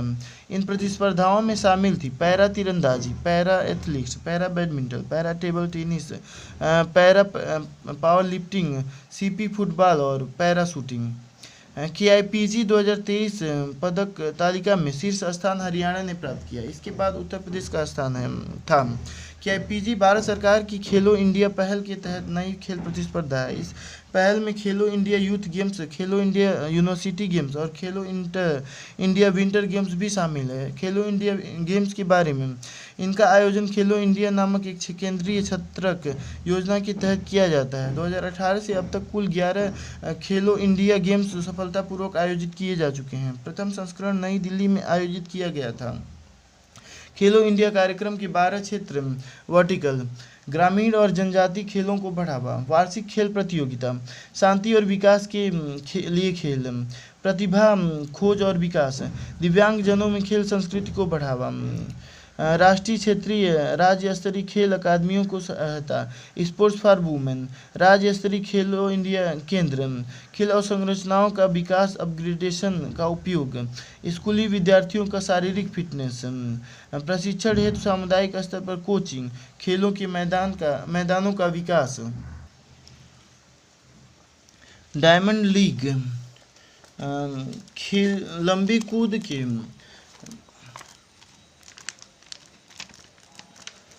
कूद के भारतीय एथलीट मुरली श्रीशंकर ने पेरिस डायमंड लीग में तीसरा स्थान हासिल किया है। डायमंड की लीग शीर्ष स्तरीय ट्रैक और फील्ड प्रतिस्पर्धाओं की एक वार्षिक श्रृंखला है। इसका आयोजन अंतर्राष्ट्रीय एथलेटिक्स शासी निकाय वर्ल्ड एथलेटिक्स करता है। इसे 2010 के पूर्ववर्ती IAF गोल्डन लीग और IAF world athletics final events की जगह शुरू किया गया था। डायमंड लीग के एक विशेष सत्र में आमतौर पर प्रतिस्पर्धाओं की संख्या 14 होती है। ये प्रतिस्पर्धाएं दुनिया भर के अलग अलग शहरों में आयोजित की जाती हैं। ICC world test championship WTC, Australia ने भारत को हराकर WTC 2023 का खिताब जीत लिया है। WTC में शीर्ष 9 टेस्ट टीमें शामिल होती हैं, जिनमें से सभी ने 3 सीरीज घरेलू मैदानों और 3 सीरीज विदेशी मैदानों पर यानी कुल 6 सीरीज खेली होती हैं। WTC फाइनल शीर्ष 2 टीमों के बीच आयोजित होता है। WTC के पहले संस्करण में प्रत्येक टेस्ट सीरीज के लिए समान अंक निर्धारित थे, लेकिन इस बार प्रत्येक मैच के लिए समान अंक तय किए गए थे। जीते गए अंकों की प्रतिशत के आधार पर टीमों ने फाइनल के लिए क्वालिफाई किया। यह व्यवस्था टीमों द्वारा खेले गए मैचों की संख्या में असंतुलन को दूर करने के लिए की गई है। सुर्खियों में रही सरकारी पहलें, संशोधित एडोप्ट अ हेरिटेज 2.0 कार्यक्रम। सुर्खियों में क्यों? भारतीय पुरातत्व सर्वेक्षण SI ने संशोधित एडोप्ट अ हेरिटेज 2.0 कार्यक्रम की शुरुआत की। अन्य संबंधित तथ्य, एडोप्ट अ हेरिटेज योजना मूल रूप से 2017 में पर्यटन मंत्रालय, संस्कृति मंत्रालय, SI और राज्य केंद्र शासित प्रदेश सरकारों के साझा प्रयासों के तहत शुरू की गई थी। इसका उद्देश्य निजी और सार्वजनिक क्षेत्र के संगठनों तथा व्यक्तियों की सक्रिय भागीदारी से स्मारक स्थलों पर गुणवत्तापूर्ण एवं समावेशी सुविधाएं उपलब्ध कराना था। SI का महानिदेशक प्राचीन स्मारक तथा पुरातत्वीय स्थल के और अवशेष अधिनियम 1958 के तहत संरक्षित स्मारकों के रखरखाव के खर्च के निमित्त स्वैच्छिक योगदान प्राप्त कर सकता है। एडोप्ट अ हेरिटेज 2.0 योजना की मुख्य विशेषताएं, स्मारक सारथी ये निजी सार्वजनिक क्षेत्र की कंपनी, ट्रस्ट, एनजीओ, सोसाइटी कोई भी हो सकते हैं जिन्हें एएसआई द्वारा इस कार्यक्रम के लिए चुना गया है। उन्हें पहले स्मारक मित्र कहा जाता था। परियोजनाओं का वित्त पोषण, निजी और सार्वजनिक क्षेत्र की कंपनियां अपने कॉर्पोरेट सामाजिक उत्तरदायित्व कोष का उपयोग कर सकेंगी, जबकि अन्य संस्था व्यक्ति स्वैच्छिक रूप से वित्तीय योगदान कर सकते हैं।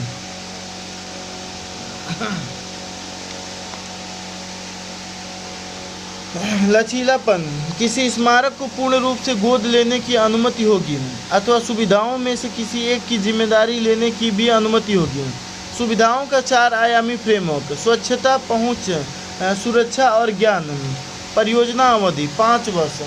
राष्ट्रीय सांस्कृतिक मानचित्रण मिशन, सुर्खियों में क्यों? हाल ही में सरकार ने राष्ट्रीय सांस्कृतिक मानचित्रण मिशन के मेरा गांव मेरी धरोहर कार्यक्रम के तहत 1 लाख से अधिक गांवों की अनूठी विशेषताओं की पहचान करके उनका दस्तावेजीकरण किया है। मेरा गांव मेरी धरोहर सर्वेक्षण के बारे में उद्देश्य ग्रामीण स्तर पर सांस्कृतिक पहचान का दस्तावेजीकरण करना है। इसका उद्देश्य ग्रामीण भारत की अनूठी सांस्कृतिक विरासत का दोहन करना है। तंत्र, सामान्य सेवा केंद्रों के जरिए ग्राम स्तर के उद्यमी जुड़ते हैं जो स्थानीय लोगों के साथ बैठकें करते हैं। इन बैठकों के दौरान ग्रामवासी अपने गांव के बारे में रोचक तथ्यों पर चर्चा करते हैं, जिन्हें बाद में आवेदक के जरिए अपलोड कर दिया जाता है। इन रोचक तथ्यों में गांव के दिलचस्प स्थान, रीति रिवाजों और परंपराएं, प्रसिद्ध हस्तियां, त्यौहार व मान्यताएं, कला एवं संस्कृति आदि शामिल हो सकते हैं। समन्वयक, संस्कृति मंत्रालय ने इलेक्ट्रॉनिक्स और सूचना प्रौद्योगिकी मंत्रालय के तहत CSCs के साथ भागीदारी की है। गाँवों को व्यापक रूप से अलग अलग श्रेणियों में विभाजित किया गया है। इन्हें विभाजित करने का आधार यह है कि क्या वे पारिस्थितिक, विकासात्मक और शैक्षिक रूप से महत्वपूर्ण हैं तथा क्या वे किसी ऐतिहासिक या पौराणिक घटनाओं से जुड़े हुए हैं। NMCM के बारे में इसकी शुरुआत 2017 में संस्कृति मंत्रालय ने की थी। शामिल संस्थाएं, संस्कृति मंत्रालय द्वारा NMCM को संचालित करने का श्रेय CSC e-governance services India limited को सौंपा गया है। इस मिशन को इंदिरा गांधी राष्ट्रीय कला केंद्र IGNCA के मार्गदर्शन में क्रियान्वित किया जा रहा है। IGNCA संस्कृति मंत्रालय के अधीन एक स्वायत्त संस्थान है। कला के क्षेत्र में अनुसंधान, अकादमिक खोज और प्रसार के एक केंद्र के रूप में कार्य करता है। व्यापक स्तर पर मिशन के 3 महत्वपूर्ण उद्देश्य निम्नानुसार हैं। सांस्कृतिक जागरूकता अभियान, राष्ट्रव्यापी कलाकार प्रतिभा खोज, स्काउटिंग कार्यक्रम, राष्ट्रीय सांस्कृतिक कार्यस्थल।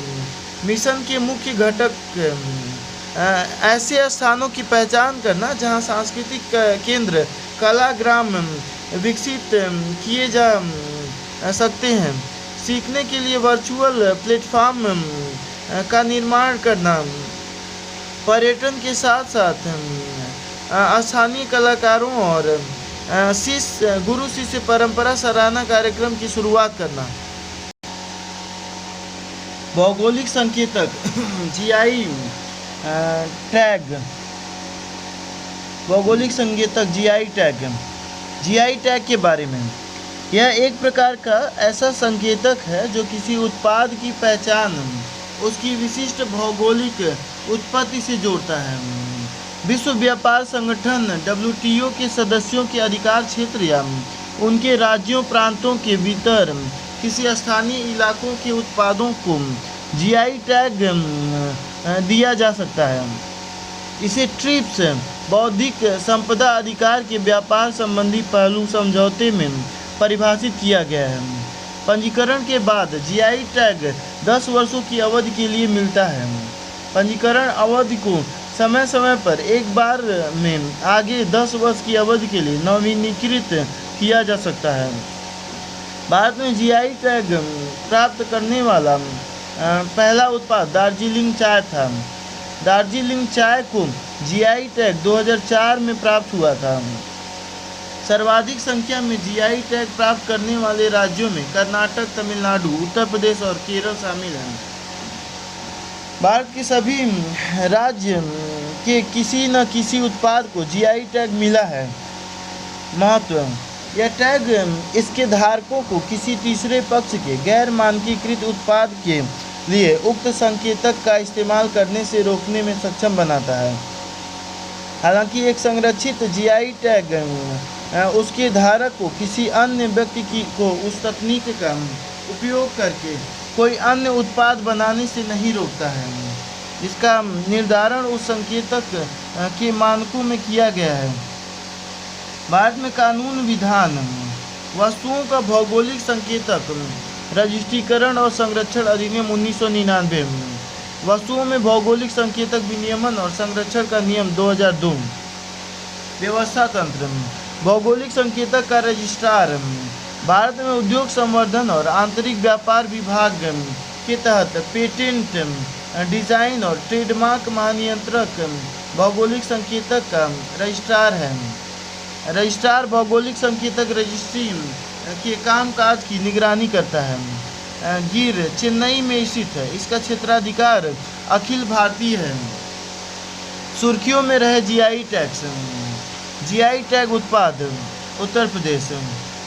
जलेसर धातु शिल्प उत्तर प्रदेश। ठठेरा समुदाय इन उत्पादों को बनाता है। पारंपरिक इत्र उत्पादन: कन्नौज अपने पारंपरिक इत्र उत्पादन के लिए प्रसिद्ध है। भारत दुनिया का सबसे बड़ा इत्र निर्यातक है। कन्नौज परफ्यूम को भी भौगोलिक संकेतक जीआई टैग प्राप्त हुआ है। हाल ही में मिले अन्य जीआई टैग्स: अमरोहा का ढोलक, इस संगीत वाद्य यंत्र को आम, कटहल और सागौन की लकड़ी से बनाया जाता है। बागपत होम फर्निशिंग: मैनपुरी तारकसी कला, इस कला में गहरे रंग की शीशम की लकड़ी पर पीतल के तारों, पट्टियों और रूपांकनों की बारीक जड़ाई का काम किया जाता है।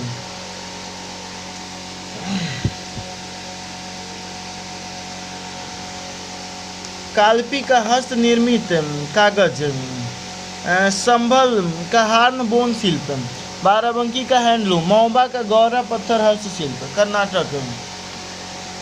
करी ईसद आम विशेषताएं: अनूठी सुगंध, अत्यधिक स्वादिष्ट, गूदे की मात्रा अधिक होती है। लंबानी कढ़ाई पैच थेकली, इसका नाम लंबानी जनजाति के नाम पर रखा गया है। यह पैटर्न डार्निंग, रफू, मिरर वर्क, छोटे छोटे दर्पण के टुकड़े लगाना, क्रॉस स्टिच, दो सूती सिलाई और ओवरलेड मढ़ाई का एक मिश्रण है। इस पर कंगूरा पैचवर्क की किनारियों के साथ रंजाई में लगने वाली सिलाई की तरह सिलाई की जाती है। राजस्थान: उदयपुर कोप्तगारी धातु शिल्प, राजस्थान। कोप्तगारी सजावटी हथियार बनाने की एक प्राचीन कला है। इसमें सोने या चांदी की तारों का उपयोग करके हथियार की सतहों को अलंकृत किया जाता है। बीकानेर कसीदाकारी शिल्प, राजस्थान। यह एक प्रकार की सिलाई कला है। इसके तहत सूत, रेशम या मखमल पर कांच जड़ाई का कार्य किया जाता है। पारंपरिक रूप से बीकानेर और आसपास के जिलों में मेघवाल समुदाय के बुनकर इस कला का निष्पादन करते हैं। जोधपुर बंधित शिल्प, यह राजस्थान की एक बंधनी वस्त्र कला है। बीकानेर उस्ता कला शिल्प, यह स्वर्ण नक्काशी या स्वर्ण मनौती कला है। यह नक्काशी दीवारों, छतों, कांच, लकड़ी, संगमरमर और ऊंट के चमड़े से बनी कलाकृतियों पर की जाती है। गोवा: मनकुराड आम, यह गोवा की मुख्य पारंपरिक फल फसल है। पुर्तगाल ने इसका नाम मेलकोराडो रखा था, जिसका अर्थ है खराब रंग का। मनकुराड में समान पीला रंग कम फाइबर और शर्करा की संतुलित मात्रा होती है। गोवा बेबिंका, यह एक पारंपरिक इंडो पुर्तगाली मिठाई है। गोवा का काजू गिरी उत्पत्ति, यह उत्तर पूर्वी ब्राज़ील की स्थानिक किस्म है। इसे 1570 में पुर्तगाली गोवा लाए थे। गोवा में बागवानी फसलों के अंतर्गत आने वाले क्षेत्र में इसे सबसे अधिक क्षेत्र में उगाया जाता है। तमिलनाडु मट्टी कला बेबी बनाना, यह अपनी अनूठी सुगंध और शहद जैसे स्वाद के लिए विख्यात है।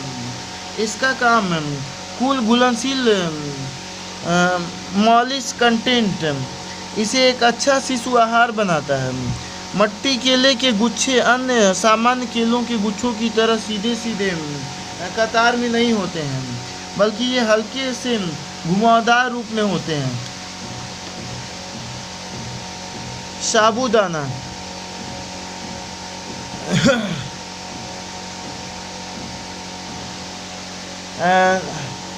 साबूदाना सैगो सर्वे नामक सहकारी समिति को उसके सेलम तमिलनाडु में उत्पादित साबूदाना के लिए भौगोलिक संकेतक जीआई टैग प्राप्त हुआ है। साबूदाना कच्चे टैपियोका कसावा से प्राप्त किया जाता है। यह छोटी ठोस गीली गोली या मोती की तरह होता है और यह सफ़ेद रंग का होता है। यह अधिक सुपाच्य होता है और जल्दी ऊर्जा प्राप्त करता है।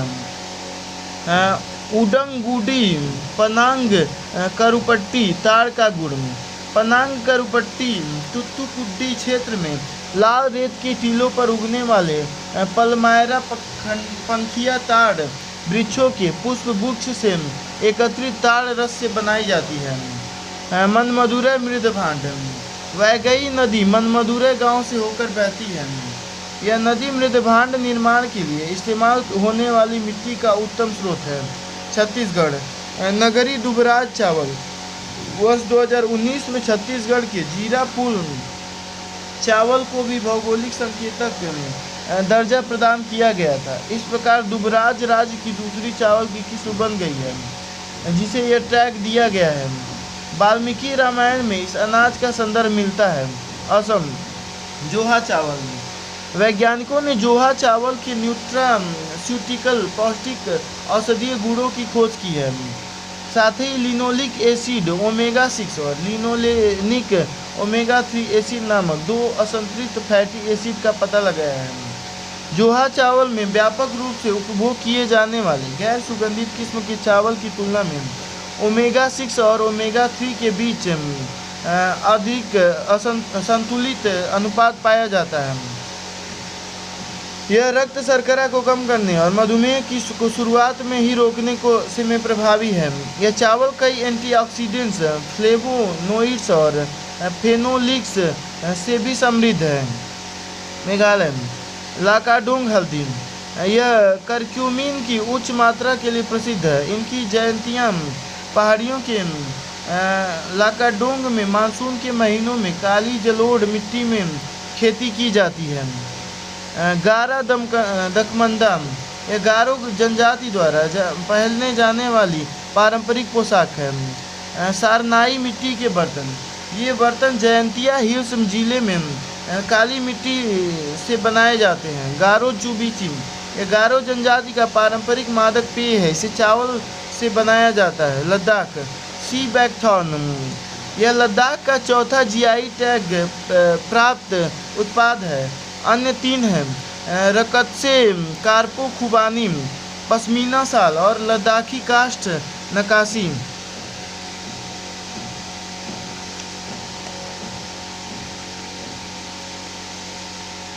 अरुणाचल प्रदेश अरुणाचल याक चुरपी, अरुणाचल याक चुरपी भौगोलिक संकेतक जीआई टैग पाने वाला पहला याक उत्पाद बन गया है। याक चुरपी प्राकृतिक रूप से किण्वित पनीर है। इसे अरुणाचली याक के दूध से तैयार किया जाता है। यह जानवर अरुणाचल प्रदेश में अधिक ऊंचाई वाले क्षेत्र में पाला जाता है। इस उत्पाद में प्रोटीन प्रचुर मात्रा में उपलब्ध होता है। अरुणाचली याक को ब्रोकपास नाम ब्रोकपास नामक जनजातीय याक चरवाहे पालते हैं। उत्तराखंड। चमोली, लकड़ी का रम्माण मुखौटा। रम्माण एक धार्मिक त्यौहार और अनुष्ठानिक नाटक है। इसका आयोजन भारत में गढ़वाल क्षेत्र में किया जाता है। यह उत्तराखंड के चमोली जिले के हिंदू समुदाय का रामायण महाकाव्य पर आधारित त्यौहार है। इसके अंतर्गत मुखौटे बनाने की प्रक्रिया को कलाकार पवित्र मानते हैं, क्योंकि वे पौराणिक देवी देवताओं को जीवंत करते हैं। बिच्छू बूटी कपड़े। उत्तराखंड के बिच्छू बूटी कपड़ों को हिमालयी बिच्छू बूटी के रेशों से बनाया जाता है। इसके पौधे के रेशे अंदर से खोखले होते हैं, इस कारण इनमें वायु को अपने भीतर एकत्र करने की अनूठी क्षमता होती है। इनसे प्राकृतिक ताप रोधन का निर्माण होता है। इस प्रकार यह कपड़ा सर्दियों और गर्मियों दोनों मौसमों में उपयोग किया जा सकता है। काला भट्ट। इसकी खेती पारंपरिक रूप से 12 अनाज कृषि प्रणाली के तहत की जाती है। इस प्रणाली में 1 से 12 तक फसलें एक साथ उगाई जाती हैं। इसके तहत वर्षा आधारित परिस्थितियों में एक ही खेत में मिलेट्स, फलियां, दालें और अलग अलग किस्मों के अनाजों की खेती की जाती है। यह मानव आहार में फ्लोवेन के सबसे समृद्ध स्रोतों में से एक है। बुरांस रोडोडेंड्रॉन आर्बोरियम। यह उत्तराखंड का राजकीय पुष्प है। बुरांस के फूलों में प्रमुख पिगमेंट के रूप में एंथोसायनिन और फ्लेवोनोस स्वास्थ्यप्रद मौजूद होते हैं। एंथोसायनिन जल में घुलनशील फ्लेवोनोइड्स का एक वर्ग होता है। अन्य हालिया जीआई टैग्स। मडुआ यानी कि रागी, मिलेट, गढ़वाल और कुमायूं। झंगोरा मिलेट, लाल चावल, रेड राइस। चौलाई, रामदाना। यह एक स्यूडोसेरियल अनाज खाद्यान्नों के समान है। पहाड़ी तूर दाल, गहत की दाल, रामनगर लीची, माल्टा फल, रामगढ़ नैनीताल, आडू गुठलीदार फल, अल्मोड़ा लखौरी मिर्ची, पीला रंग और इसमें संतृप्त वसा, कोलेस्ट्रॉल और सोडियम की कम मात्रा होती है। वेरीनाग चाय, लिखाई, कड़ी पर नक्काशी, मोमबत्ती। इन्हें हाथों से बनाया जाता है और इनका निर्माण प्राकृतिक फूलों से किया जाता है। कुमाऊं का रंग वाली पिछोड़ा। अन्य महत्वपूर्ण सुर्खियां। होमो नलेडी। नए साक्ष्यों के अनुसार होमो नलेडी समुदाय अपने संबंधियों को शवों को दफनाते होंगे और गुफा में नक्काशीदार अर्थपूर्ण प्रतीकों को उत्कीर्ण करते होंगे। उल्लेखनीय है कि होमो नलेडी एक विलुप्त मानव प्रजाति है। उनकी कब्रें किसी भी ज्ञात होमोसेपियंस की कब्रगाहों से कम 100,000 वर्ष पुरानी है। होमो नलेडी की विशेषताएं। ये शरीर को पूर्णतः सीधे रखकर चलते थे और उनके हाथ आधुनिक मानव के समान थे। उनके कंधों की बनावट पेड़ों आदि पर चढ़ने के अनुकूल थी। उनके दांतों का आकार प्राचीन प्राइमेट्स के दांतों के आकार जैसा था। इनके मस्तिष्क का आकार आधुनिक मनुष्यों के मस्तिष्क का केवल 1/3 था। मानव जात के शुरुआती पूर्वज हैं आर्थ्रोपिथेकस, ऑस्ट्रेलोपिथेकस, होमो हैबिलिस, होमो एरगस्टर, इरेक्टस, होमो निएंडरथैलेंसिस, डेनिसोवंस आदि। महिला ओधूवर। तमिलनाडु ने मंदिरों में महिला ओधूवरों की नियुक्ति की है।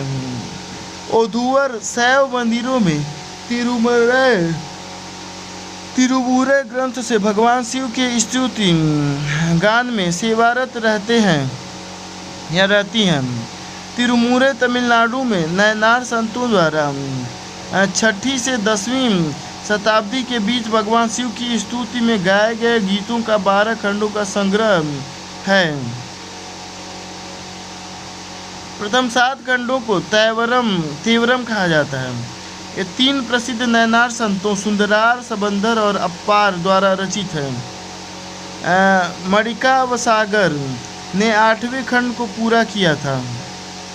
प्रथम 9 खंडों को तीरम यानी शिव की स्तुति में कहा जाता है। 10वें खंड में तिरुमूलर की रचनाएं शामिल हैं। 11वें खंड में एक महिला कवयित्री कराइकल अम्मैयार और नाम्बी अड्डयार की लघु कृतियाँ शामिल हैं। 12वें खंड को पेरियार पुराणम कहा जाता है। बाली यात्रा। कार्तिक पूर्णिमा के अवसर पर एशिया के सबसे बड़े मुक्तकाश वार्षिक व्यापार मेले बाली यात्रा की शुरुआत उड़ीसा के कटक में महानदी के तट पर हुई। यह मेला वास्तव में प्राचीन कलिंग साम्राज्य से शुरू होने वाली साहसिक समुद्री यात्राओं के गौरव को याद करने का अवसर होता है। इस मेले के अवसर पर लोग केले के थम यानी कि तना और सोला से बनी छोटी नार्वे नज़दीक के तालाबों और नदियों में तैराते हैं। बाली यात्रा के मेले के बारे में। यह मेला बाली इंडोनेशिया के साथ ओडिशा के ऐतिहासिक संबंधों और दक्षिण पूर्व एशियाई देशों के लिए की गई समुद्र पारी यात्राओं की समृद्ध समुद्री विरासत का प्रतीक है। यह तपोई नामक कथा से भी जुड़ी हुई है। इसमें नाविक भ्राता के वापस लौटने का इंतजार कर रही एक युवती की पारंपरिक स्मृति को भी याद किया जाता है। एक मान्यता यह भी है कि वैष्णव संत श्री चैतन्य इसी शुभ दिन पर बाली से होते हुए पुरी जाने के लिए कटक तट पर उतरे थे। भालुकुनी ओसा या खुदुरुकुनी ओसा और बड़ा ओसा इस मेले से जुड़ी कुछ खास रिवाजें हैं। यूनेस्को का प्रिक्स वर्साय पुरस्कार 2023। बेंगलुरु स्थित केम्पेगौड़ा अंतर्राष्ट्रीय हवाई अड्डे को यूनेस्को ने 2023 का प्रिक्स वर्साय पुरस्कार प्रदान किया है। इसे दुनिया के सबसे खूबसूरत हवाई अड्डों में शामिल किया गया है। यूनेस्को 2015 से प्रतिवर्ष यह पुरस्कार प्रदान कर रहा है। इसके तहत विश्व स्तर पर सबसे बेहतरीन समकालीन विशेषताओं को दर्शाने वाले स्थापत्य को पुरस्कार दिया जाता है। पुरस्कार की आधिकारिक सूची में शामिल स्थापत्य इंटेलिजेंट सस्टेनेबिलिटी के सिद्धांतों का पालन करने वाले होते हैं। साथ ही ये स्थापत्य परियोजनाएं पारिस्थितिक, सामाजिक और सांस्कृतिक प्रभावों को भी ध्यान में रखती है।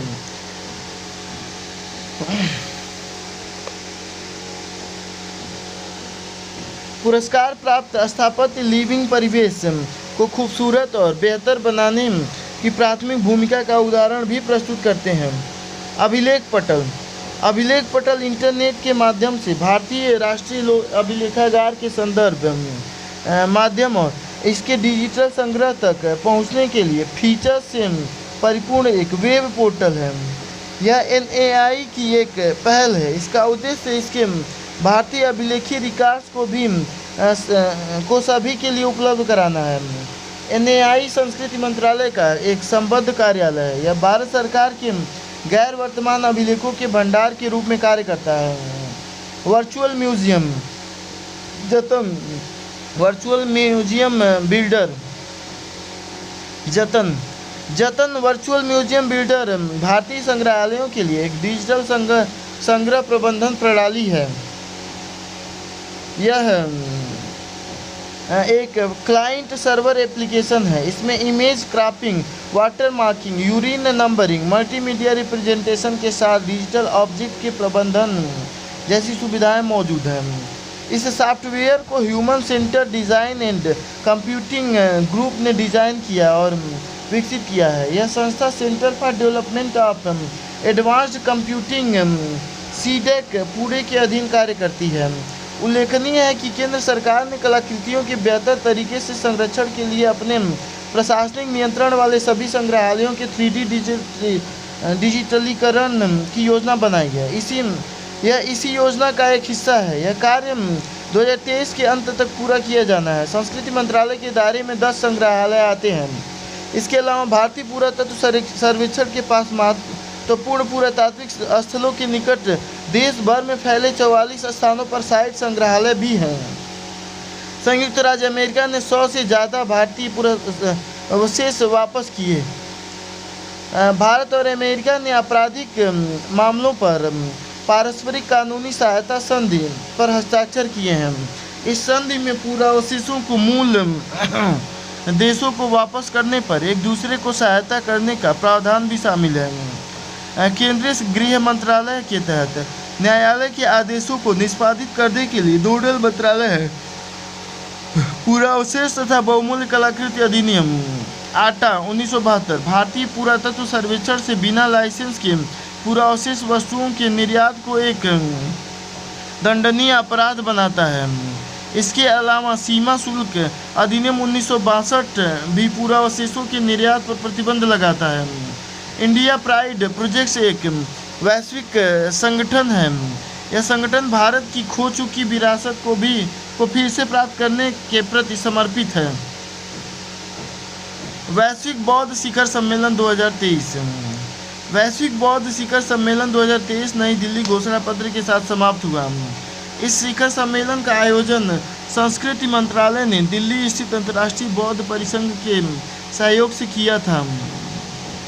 इस सम्मेलन का उद्देश्य बौद्ध धर्म से संबंधित और सार्वभौमिक चिंताओं के मामलों पर विचार करने के लिए दुनिया भर के बौद्ध विद्वानों, परिसंघ के नेताओं एवं बौद्ध धर्मावलंबियों को एक मंच पर एक साथ लाना था। इस शिखर सम्मेलन में भारत की सॉफ्ट पावर रणनीति में बौद्ध धर्म की बढ़ती भूमिका को रेखांकित किया है।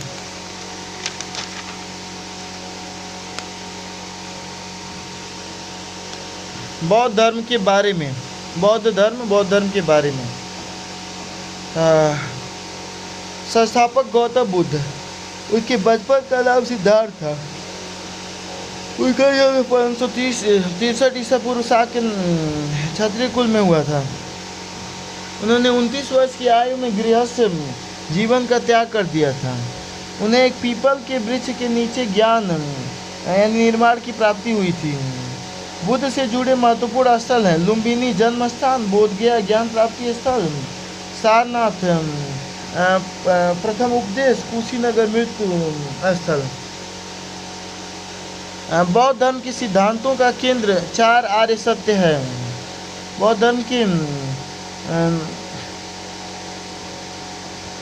सिद्धांत अष्टांगिक मार्ग या 8 मार्ग, इन्हें मध्य मार्ग भी कहा जाता है। इन्हें मानव के दुखों के उन्मूलन के लिए महात्मा बुद्ध ने प्रतिपादित किया था। बौद्ध धर्म के अनुयायी ईश्वर में विश्वास नहीं करते हैं, इसकी बजाय वे ईश्वर से स्वतंत्र नैतिक प्रगति पर ध्यान केंद्रित करते हैं। बौद्ध धर्म के अनुयायी आत्मा की अमरता में विश्वास करते हैं, लेकिन अलग रूप में। महत्वपूर्ण संप्रदाय हीनयान, इसका अर्थ है निम्न वाहन। यह एक रूढ़िवादी संप्रदाय है। मूर्ति पूजक नहीं, पाली भाषा का प्रयोग किया जाता है।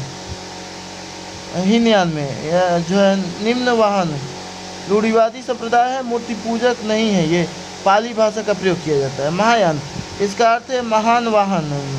यह अधिक उदार संप्रदाय है। बुद्ध और बोधिसत्वों के ईश्वरत्व में विश्वास करता है।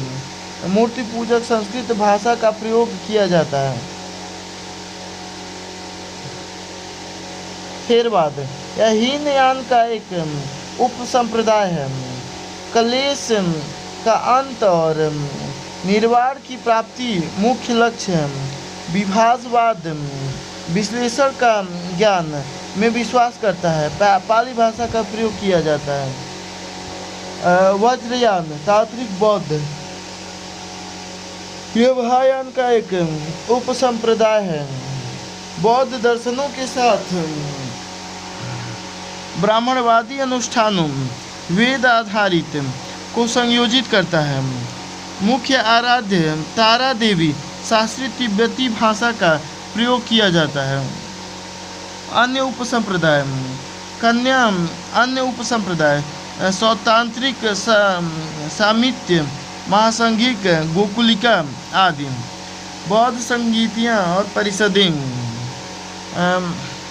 प्रथम बौद्ध संगीति राजगृह में 483 ईसा पूर्व में अजातशत्रु के संरक्षण में और महाकश्यप इसके अध्यक्ष थे। और महत्वपूर्ण उपलब्धियाँ, विनय पटक और सूत्र पटक को संकलित किया गया था इस वाले पहले वाले संगीति में। दूसरा संगीत वैशाली में 383 ईसा पूर्व में कालाशोक अध्यक्ष सबकामी था। इसमें मठीय अनुशासन को लेकर बौद्ध धर्म में पहला विभाजन हुआ था। बौद्ध धर्म महासंघिक और यह स्थविरवाद में विभाजित हो गया था। तीसरा संगीत पाटलिपुत्र 250 ईसा पूर्व में अशोक के समय में। मोगलीपुत्र 30 अधिगम अभिधम्म पिटक को संहिताबद्ध किया गया था, अभिधम्म पिटक को। चौथी बौद्ध संगीत कश्मीर में, कुंडलबन कश्मीर में इसका कनिष्क था इसका शासक, और अश्वघोष वसुमित्र जो है इसके अध्यक्ष थे।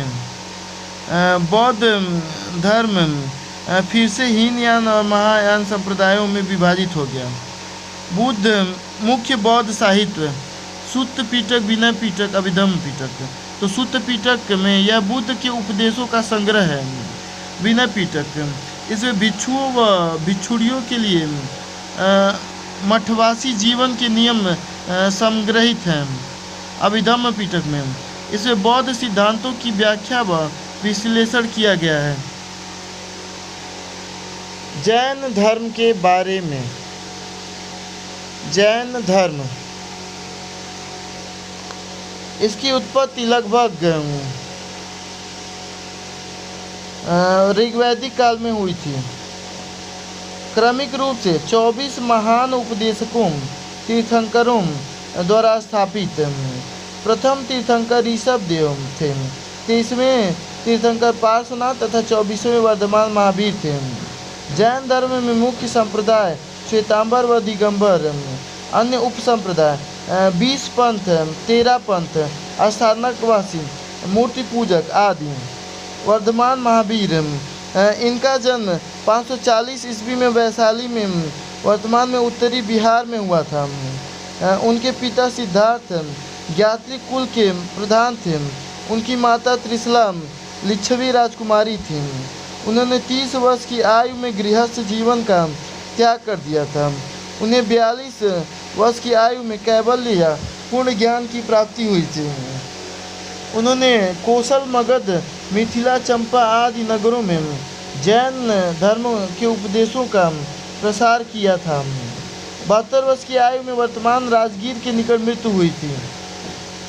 जैन धर्म के सिद्धांत पंच महाव्रत: असत्य नहीं बोलना, चोरी नहीं करना, संपत्ति अर्जित नहीं करना, हिंसा नहीं करना, ब्रह्मचर्य का पालन करना। जैन धर्म के त्रिरत्न: सम्यक श्रद्धा, सम्यक ज्ञान, सम्यक आचरण। जैन धर्म में ईश्वर में विश्वास किया जाता है, लेकिन उसका स्थान जीन से नीचे है। यह विश्वास किया गया है कि सर्वाधिक निर्जीव वस्तु में भी आत्मा का वास होता है। कर्म के सिद्धांत को माना जाता है तथा आत्मा के देहांतरण को मान्यता दी गई है। प्रसिद्ध संगीतियाँ परिषदें 300 ईसा पूर्व में पाटलिपुत्र में स्थूलभद्र इसके अध्यक्ष थे। उपलब्धियाँ: भगवान महावीर के उपदेशों को 12 अंगों में संकलित किया गया था। 512 ईस्वी में वल्लभी में देवर्धि गनी इसके अध्यक्ष थे। भगवान महावीर के उपदेशों को 11 अंगों में व्यवस्थित रीति से संकलित किया गया था, क्योंकि उस समय तक 12वां अंग लुप्त हो गया था। इस तरह से ये जो है चैप्टर ओवर होता है।